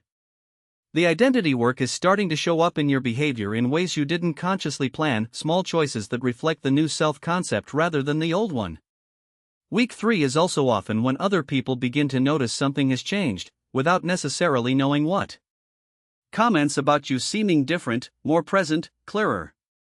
This external reflection of internal change is worth paying attention to. It's data about what's visible, which is a proxy for what's real. The weekly identity statement at the end of week 3 should feel meaningfully different from the one at the end of week 1. Not because you've performed something, because you've actually lived something. Those 3 weeks are evidence, and evidence is what the brain builds belief from. Week 4. New architecture. The old identity is beginning to feel ill-fitting. This is the moment the protocol has been building toward, not the absence of the habit, but the sense that the habit no longer quite fits the person you're becoming. I'm not really someone who does that anymore. That sentence, said or thought with some degree of naturalness rather than performance, is the landmark. Protect the new architecture in week 4 with the same vigilance you brought to week 1. The temptation to relax the environmental controls, to skip the morning journaling because it feels less urgently necessary, to reduce contact with your accountability partner because things are going well, this temptation is real and should be actively resisted. The new behavior is still fragile at 30 days. The old pathway is still there. What you do in week 4 determines whether day 31 is the beginning of something durable or the beginning of a slow drift back. Emergency protocol for the highest temptation moments. When the craving is at its peak and the replacement behavior feels completely insufficient, use the 20-minute delay rule. Delay the habit for exactly 20 minutes. Not indefinitely, 20 minutes. Tell yourself you can make a decision after 20 minutes. This removes the impossible demand of never again from the moment and replaces it with the manageable demand of not in the next 20 minutes. During those 20 minutes, do something physical with your hands: cook something, clean something, build something, draw something. The physical activity engages a different part of your nervous system and creates distance from the purely cognitive craving loop. After 20 minutes, decide again. The research on impulse control consistently shows that a short, structured delay, combined with even mild competing behavior, reduces follow-through on the impulse significantly. The craving at minute 20 is almost always measurably weaker than the craving at minute 0. Not gone. Weaker. Weaker is enough. Navigating social and work environments. Declining the habit in social settings at the 30-day level requires more deliberate navigation than in shorter protocols, because you've been doing this long enough that people around you may have noticed and have opinions. At parties or social gatherings where the old habit was normal, prepare a simple statement that closes the subject: "I'm taking a break from it," or "I'm not doing that right now."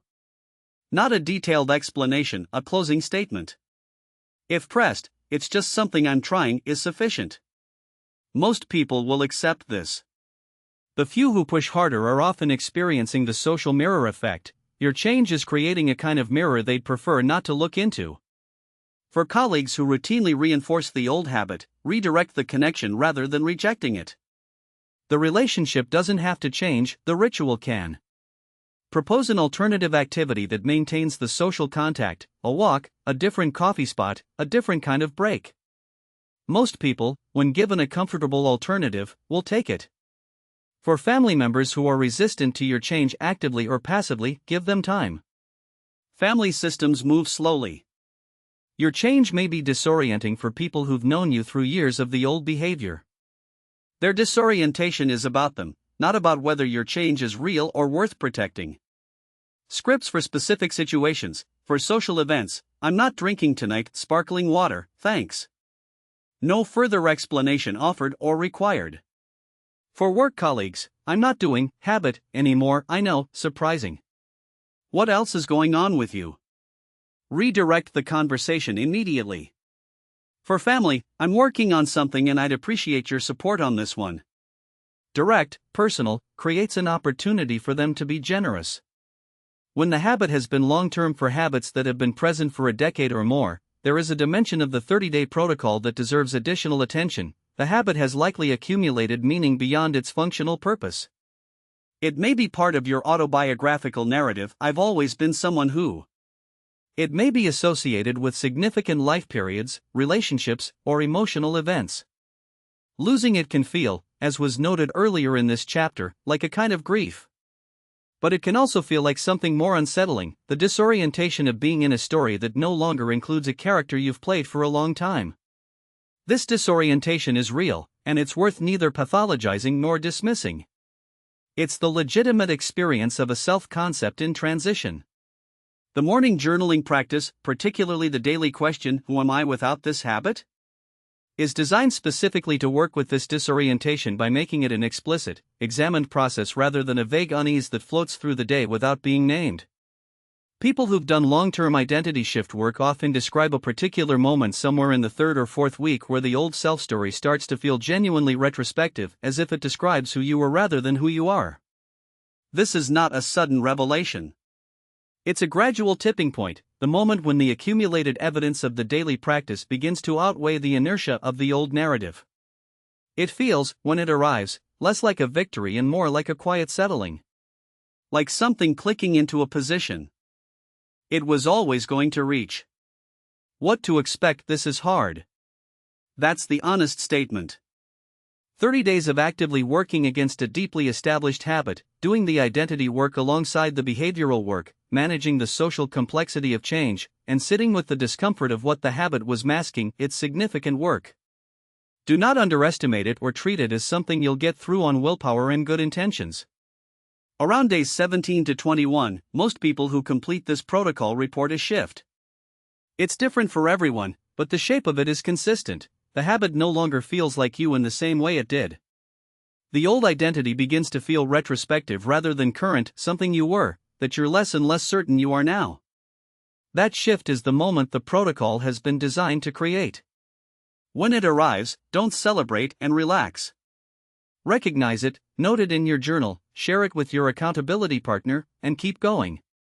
The most important thing you can do at day 17 is the same thing you did at day 1, the morning journaling, the daily check-in, the replacement practices. The shift is real. It is not yet permanent. What makes it permanent is what you do after you feel it. You may grieve the habit. This sounds strange, but it's real and documented, particularly for identity-level habits. The loss of the habit can feel like a loss of a version of yourself, even one that was costing you. That grief is legitimate. Let it be there. It doesn't mean you've made the wrong choice. It means the habit was real, that it mattered in your life, and that you're moving past it with your eyes open. That's not weakness. That's honesty.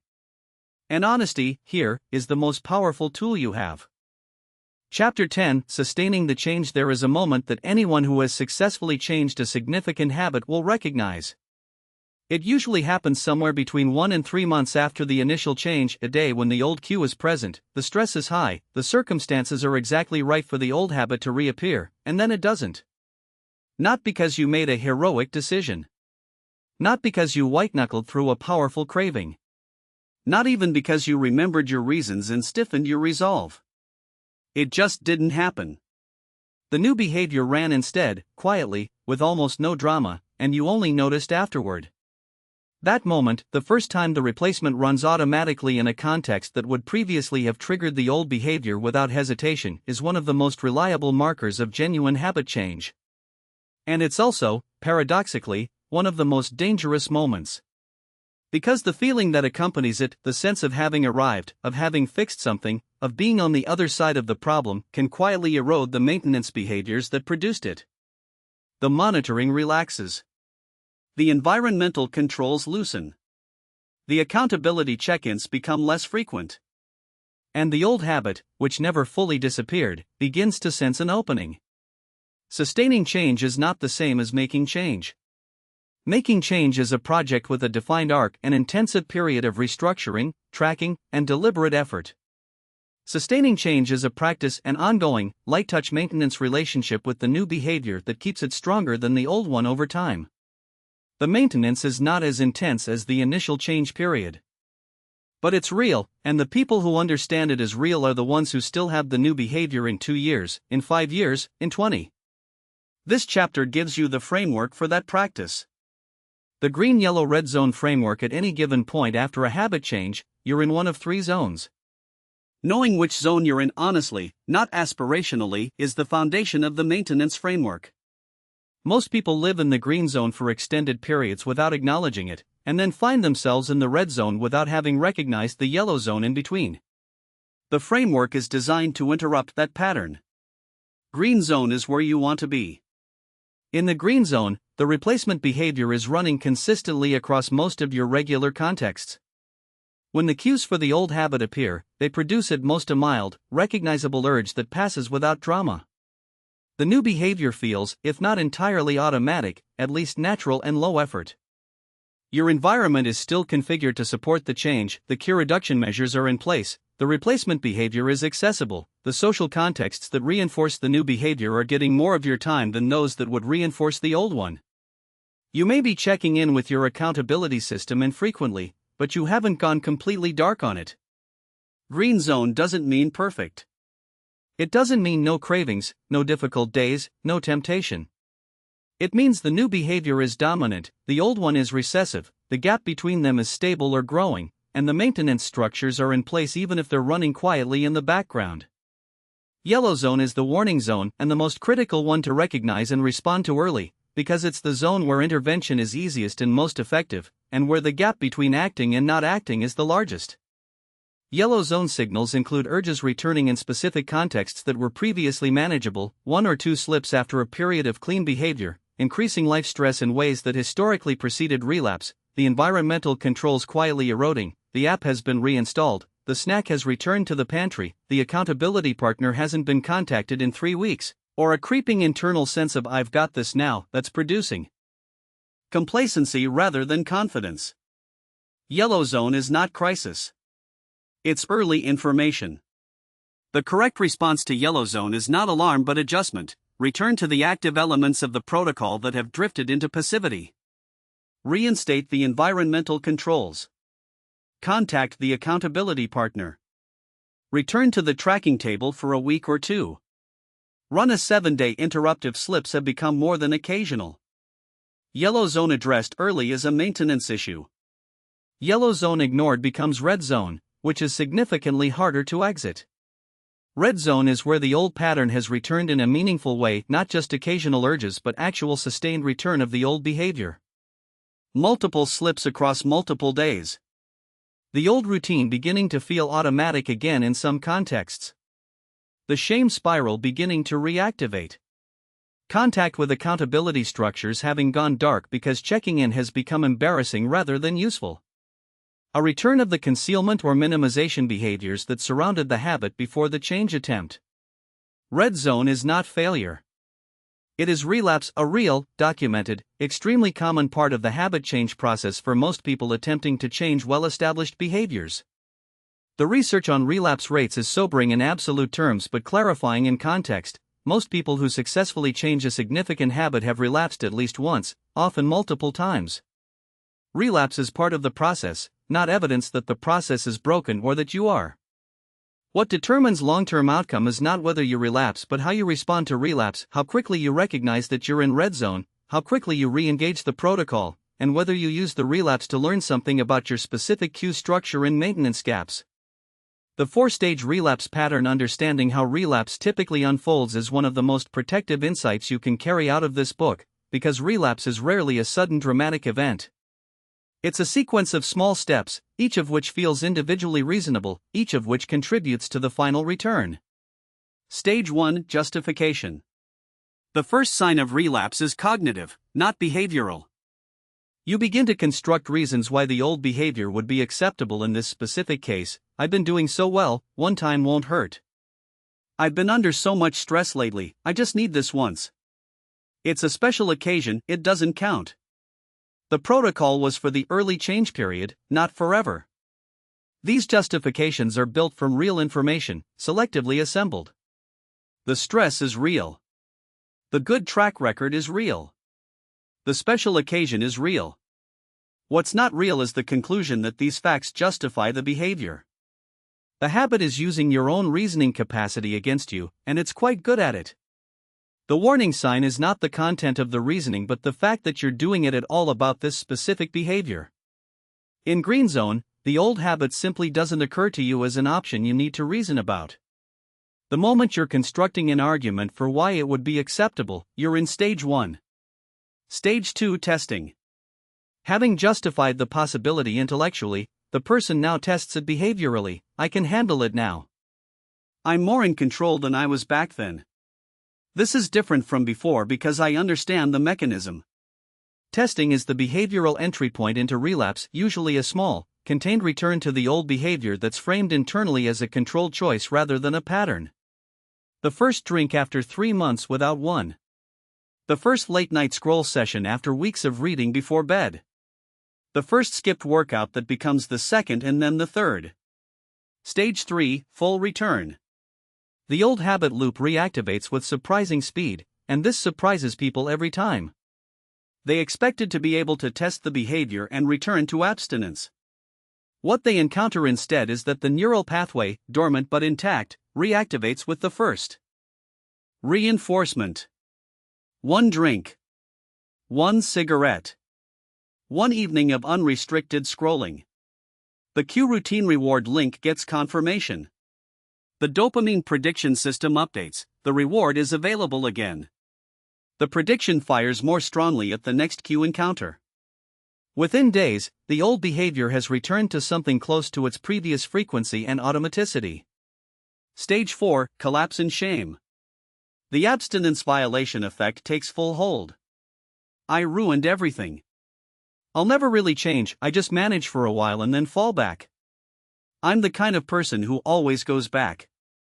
This shame narrative serves the habit, it deactivates the motivation to re-engage the protocol, it closes the accountability loop, it makes return feel pointless, and it creates the emotional distress that was the original trigger for the habit in the first place. The cycle that existed before the change attempt resumes, often with added demoralization. Recognizing stage 1, the justification, is the leverage point. That's where the pattern is most amenable to interruption with the least effort. When you notice yourself constructing reasons why the old behavior would be acceptable right now, in this specific situation, the recognition itself is the early warning signal. The response to stage 1 is not willpower. It's engagement. Contact your accountability partner, do a 333 review, return to your tracking table. You're not in crisis. You're in yellow zone. Act accordingly.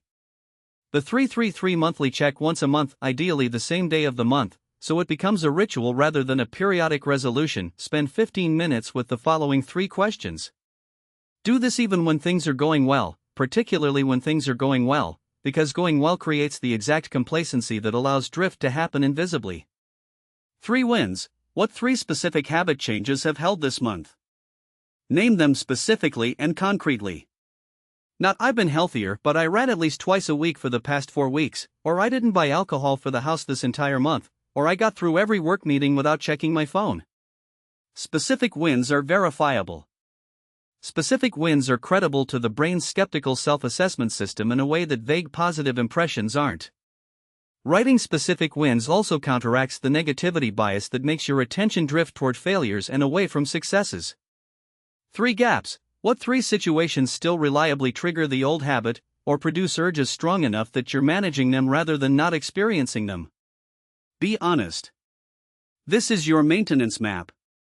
The situations you name here are the ones that still have the most cue power over the old pathway, which means they're the ones that need the most specific attention in the next month.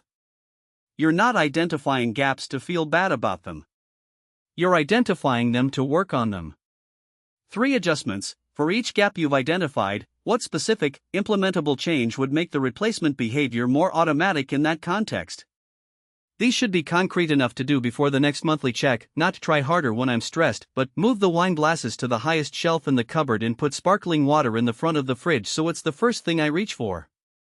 Not resist social media more, but reinstall the blocking app and set it for the evening hours when the urges are strongest. The 333 takes 15 minutes and produces a monthly calibration of the maintenance system. Run it every month for the first year without exception.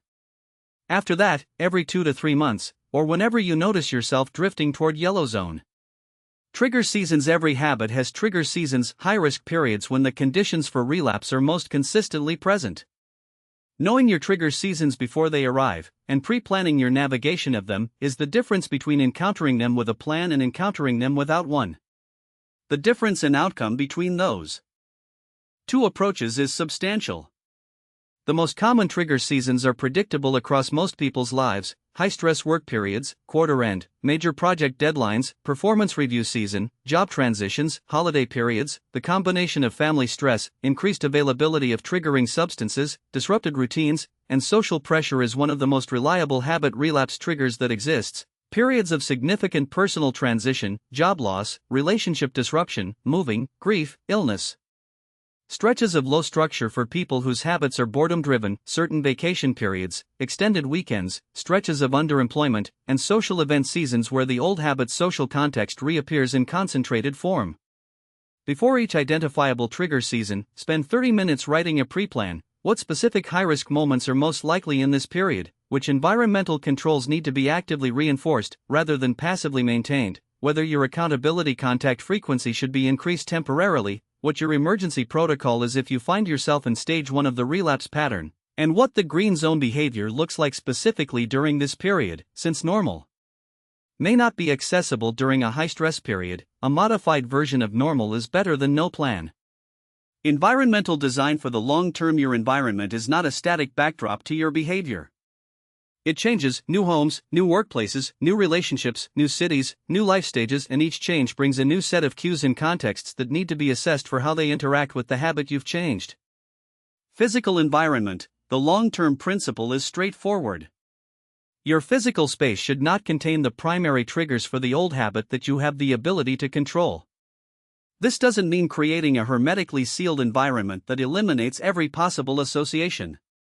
It means not actively maintaining the cue infrastructure of the old habit when you have a choice. The alcohol prominently displayed on the counter versus not purchased and brought into the house. The phone charger on the nightstand versus on a shelf across the room. The snack in the front of the pantry versus not stocked. The specific item, tool, or substance that the habit required, made easily versus difficult to access. Each time you move to a new home or substantially rearrange your current one, do a deliberate cue audit before you settle into the new configuration. Where are the habitual cue locations going to be in this new space? Can they be arranged differently? This takes 20 minutes and the benefit lasts for years. Digital environment, app blockers, notification redesign, and social media limits are long-term maintenance tools, not just week one interventions. Digital environments erode faster than physical ones because they're so easy to modify in both directions. You can reinstall a blocked app in 30 seconds at 11 p.m. when the craving is high. This means digital environmental controls require more active, deliberate maintenance than physical ones. Review your digital environment at each monthly 333 check. If blocking tools have been removed or circumvented, restore them. If notification settings have drifted back toward constant interruption, reset them. The digital environment will drift toward maximum engagement without active curation, because the platforms it contains are engineered to maximize the time you spend on them. Social environment. The social environment is the most complex to maintain because it involves other people who didn't sign up for your habit change project and have their own needs, social styles, and relationships to the habits involved. The long-term principle here is investment rather than withdrawal. Invest more heavily, over time, in relationships and social contexts that are compatible with the new behavior, rather than those that primarily exist around the old one. This isn't about cutting people off or making dramatic social announcements. It's about where you put your relational energy, which friendships you deepen, which invitations you accept, which social contexts you seek out versus navigate more carefully. The annual reset once a year, regardless of how well things are going, particularly when things are going well, run a systematic review of the habits you've changed. The question is simple: which have held, which have drifted, and which have crept back so gradually that you haven't named it as a return. This gradual creep is the most common form of long-term relapse, and it's the hardest to catch precisely because it's gradual. The occasional glass of wine that becomes the regular glass that becomes the two regular glasses. The phone discipline that relaxes by increments over months until the old pattern is functionally restored. The exercise routine that loses 1 day per week, then 2, then becomes a memory. None of these feel like relapse events because no single step in the progression feels like a relapse. It's only when you look at the 12-month picture that the drift becomes visible. The annual review is designed to create that 12-month picture. For each habit you've changed, ask honestly, where am I with this now, compared to 6 months after the protocol ended? Has the behavior maintained, improved, or declined? If declined, by how much? If declined meaningfully, run a 7-day interrupt immediately before the next month, not when things slow down.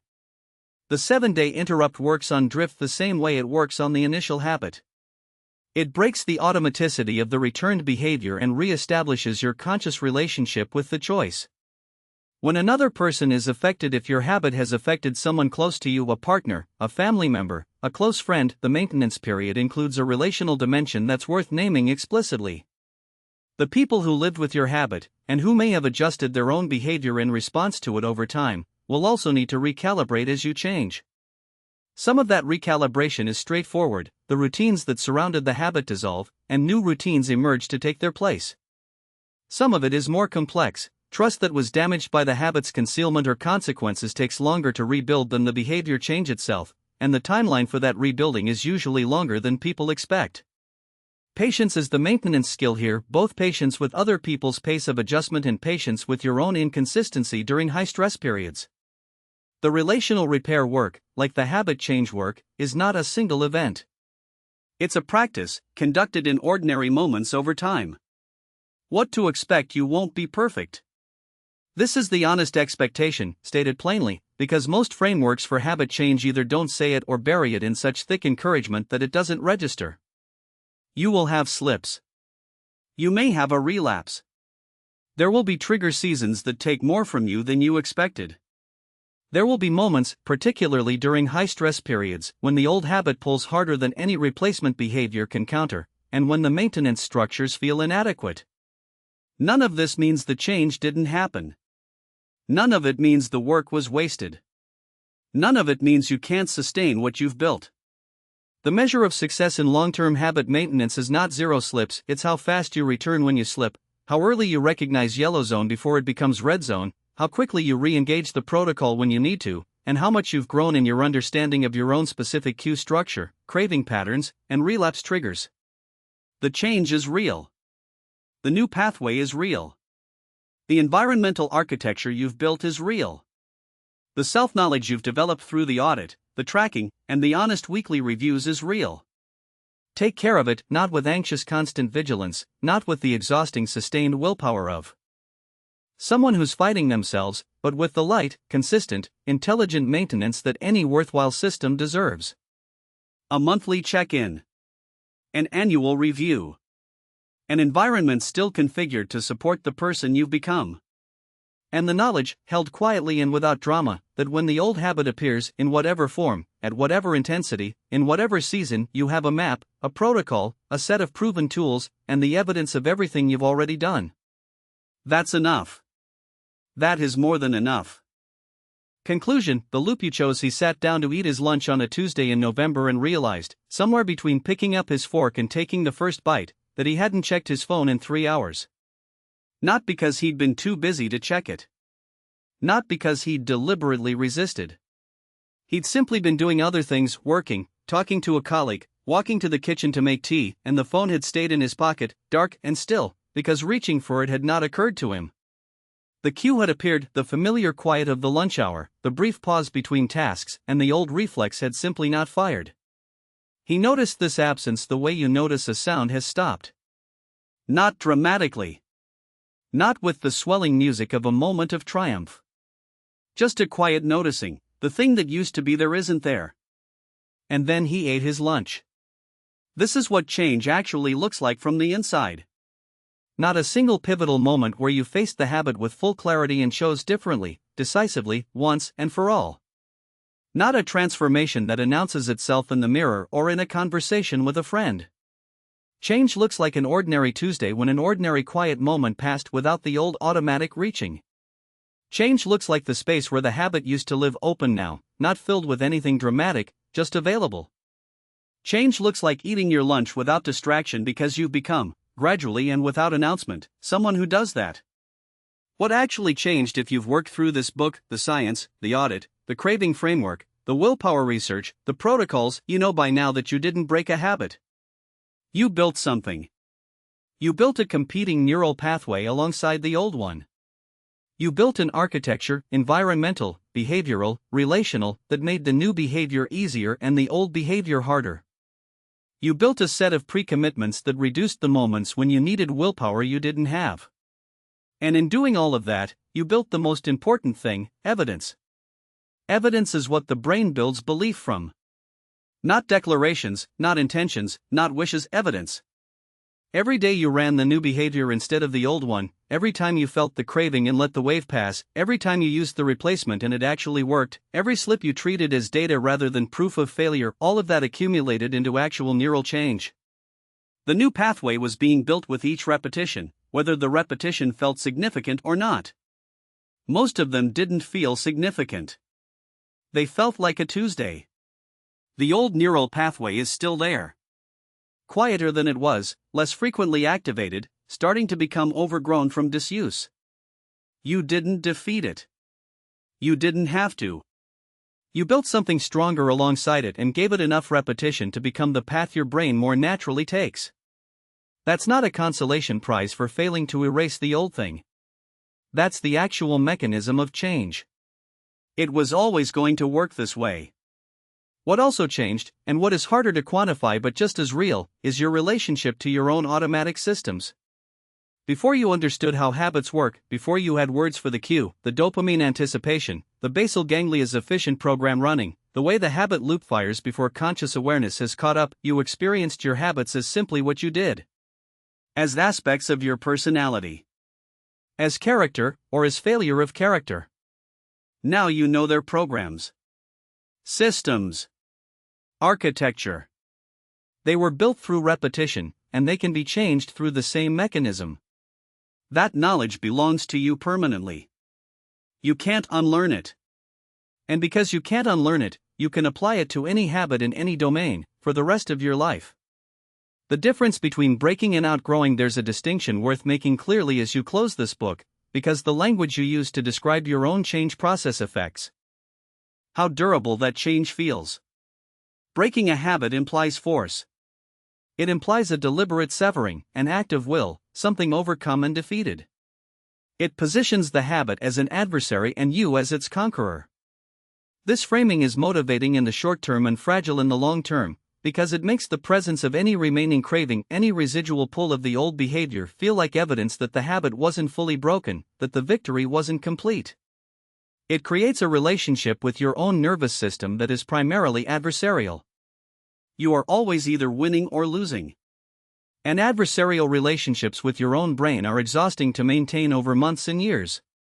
Outgrowing a habit implies something quieter and more honest. It implies that you changed, not through force, but through the accumulation of different choices, different experiences, different self-knowledge until the old habit no longer quite fit. Until the person who does that thing is someone you've become larger than. Not through heroics.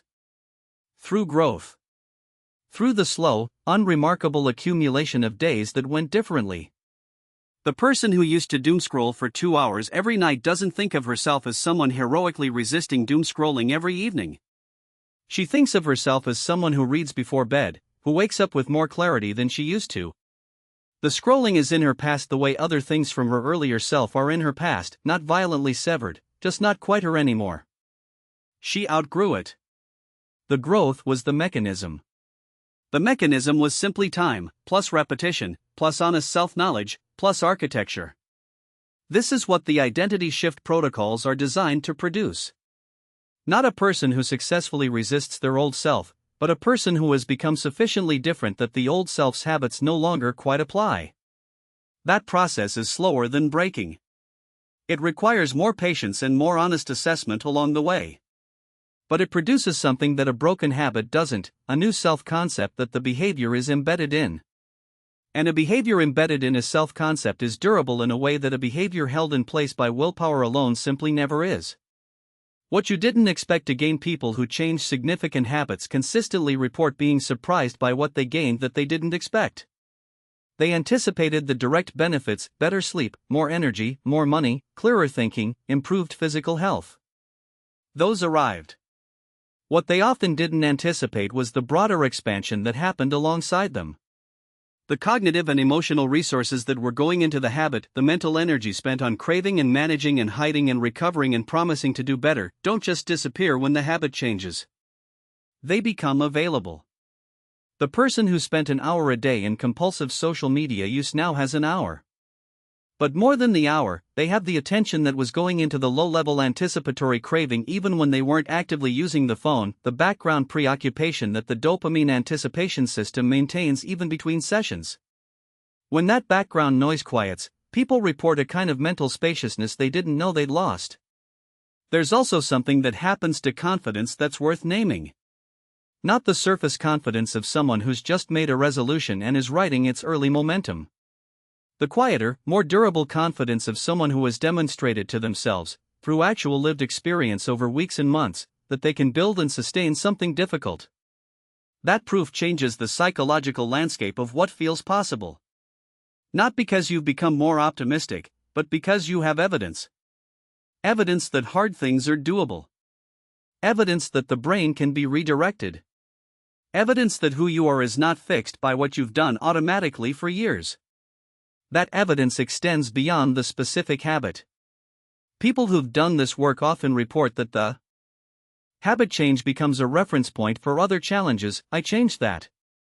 This is different, but it uses the same skills. I've used those skills. The specific habit is one application of a general capability. The general capability is yours now, in a way it wasn't before you did this work. The honest account of what's ahead. This would be a dishonest conclusion if it didn't say this clearly. The habits you've been changing will try to come back. Not necessarily dramatically. Sometimes through the gradual drift described in Chapter 10, the slow creep of the old behavior returning in attenuated form while your attention is elsewhere. Sometimes through a high-stress period when the old default reasserts itself with surprising force. Sometimes through a social situation that reactivates a context-dependent cue you thought you'd left behind. This is not a failure of the work you've done. It's the honest nature of neural pathways. They don't delete. They become less active, less automatic, less dominant. But they remain. And under sufficient conditions, sufficient stress, sufficient cue density, sufficient depletion, they can reactivate. The person who quit smoking after 20 years can still smell cigarette smoke at a party and feel a pull. The pull isn't 20 years of failure. It's a dormant pathway encountering a strong cue. What they do in the next 5 minutes is the habit change, not the absence of the pull. The monthly 333 review, the annual reset, the green-yellow-red zone framework, these are not panic protocols for imminent collapse. They're light maintenance for something worth maintaining. 15 minutes a month and honest attention to the warning signs is not a burden. It's the cost of keeping something you've worked for. The measure of success in the long run is not 0 slips. It's not 0 cravings. It's not a life in which the old habit is entirely absent from your nervous system. The measure of success is how quickly you return when you slip, how clearly you recognize the early warning signs before a slip becomes a relapse, how much ground you've gained between this difficult moment and the last one. The direction of travel matters more than any single point on the map. A note on the people who do this work: there is something worth saying about the kind of person who reads a book like this all the way through and does the work it describes. It is not the person with the most willpower. It is not the person who has suffered the least or struggled the least or who has the most favorable life circumstances. It tends to be the person who has a particular combination of self-honesty and stubbornness, honest enough to see the habit clearly, stubborn enough to keep trying even when the attempts don't go cleanly. These are not glamorous virtues. Self-honesty isn't inspiring in the way resilience or grit is. It's more like a quiet insistence on accuracy, on seeing what's actually happening rather than the more comfortable version. And the stubbornness required for habit change is not the heroic kind that shows up at pivotal moments. It's the unglamorous kind that shows up on a Thursday when the craving is strong and nothing feels different and the new behavior doesn't feel good yet, and you do it anyway because the alternative is not doing it, and you've seen where not doing it leads. If you've made it through this book and done the work, you have both of those things. Maybe you didn't know you had them. You do. The loop you chose. You came to this book with a habit you didn't choose. Something automatic, something that ran before you consciously decided, something that cost more than it gave and kept running anyway. You came with the gap, the knowing and the doing on different tracks, the helpless watching from a slight distance as the program executed itself. What this book has tried to give you is the map of that gap. What's in it? The dopamine anticipation that fires before awareness, the basal ganglia's efficient program running, the depletion of willpower at exactly the wrong hours, the context dependency of cues, the social reinforcement that maintains behaviors no one examined. The gap isn't mystery or weakness. It's mechanism. And mechanisms, once you can see them clearly, can be worked with. The loop that runs now, the new one, the one you've been building through the protocols and the daily tracking and the environmental redesign and the honest morning question of who you're becoming, that loop was chosen. Not in a single dramatic moment. In hundreds of small ordinary moments, the moment you noted the urge instead of acting on it, the moment you used the replacement instead of the default, the moment you returned to the protocol after the slip instead of using the slip to exit the project. Each of those moments was a choice. Not a heroic choice. A quiet, practical, ordinary choice. But a choice. Those choices accumulated into a new pathway. They accumulated into a new version of what's automatic. They accumulated, quietly, into a version of yourself who does things slightly differently, who reaches for different things, who moves through certain moments with different responses, who has slightly more of themselves available for the life that's actually happening. Somewhere on an ordinary Tuesday, not the day you expected, not with the drama you imagined, you'll notice that the old habits simply didn't arrive. You'll be eating your lunch, or waking up, or sitting in a moment of quiet, and the old automatic reaching won't happen. And the noticing will be mild and clear, the way recognizing any true thing is mild and clear. That will be the moment. It will be yours.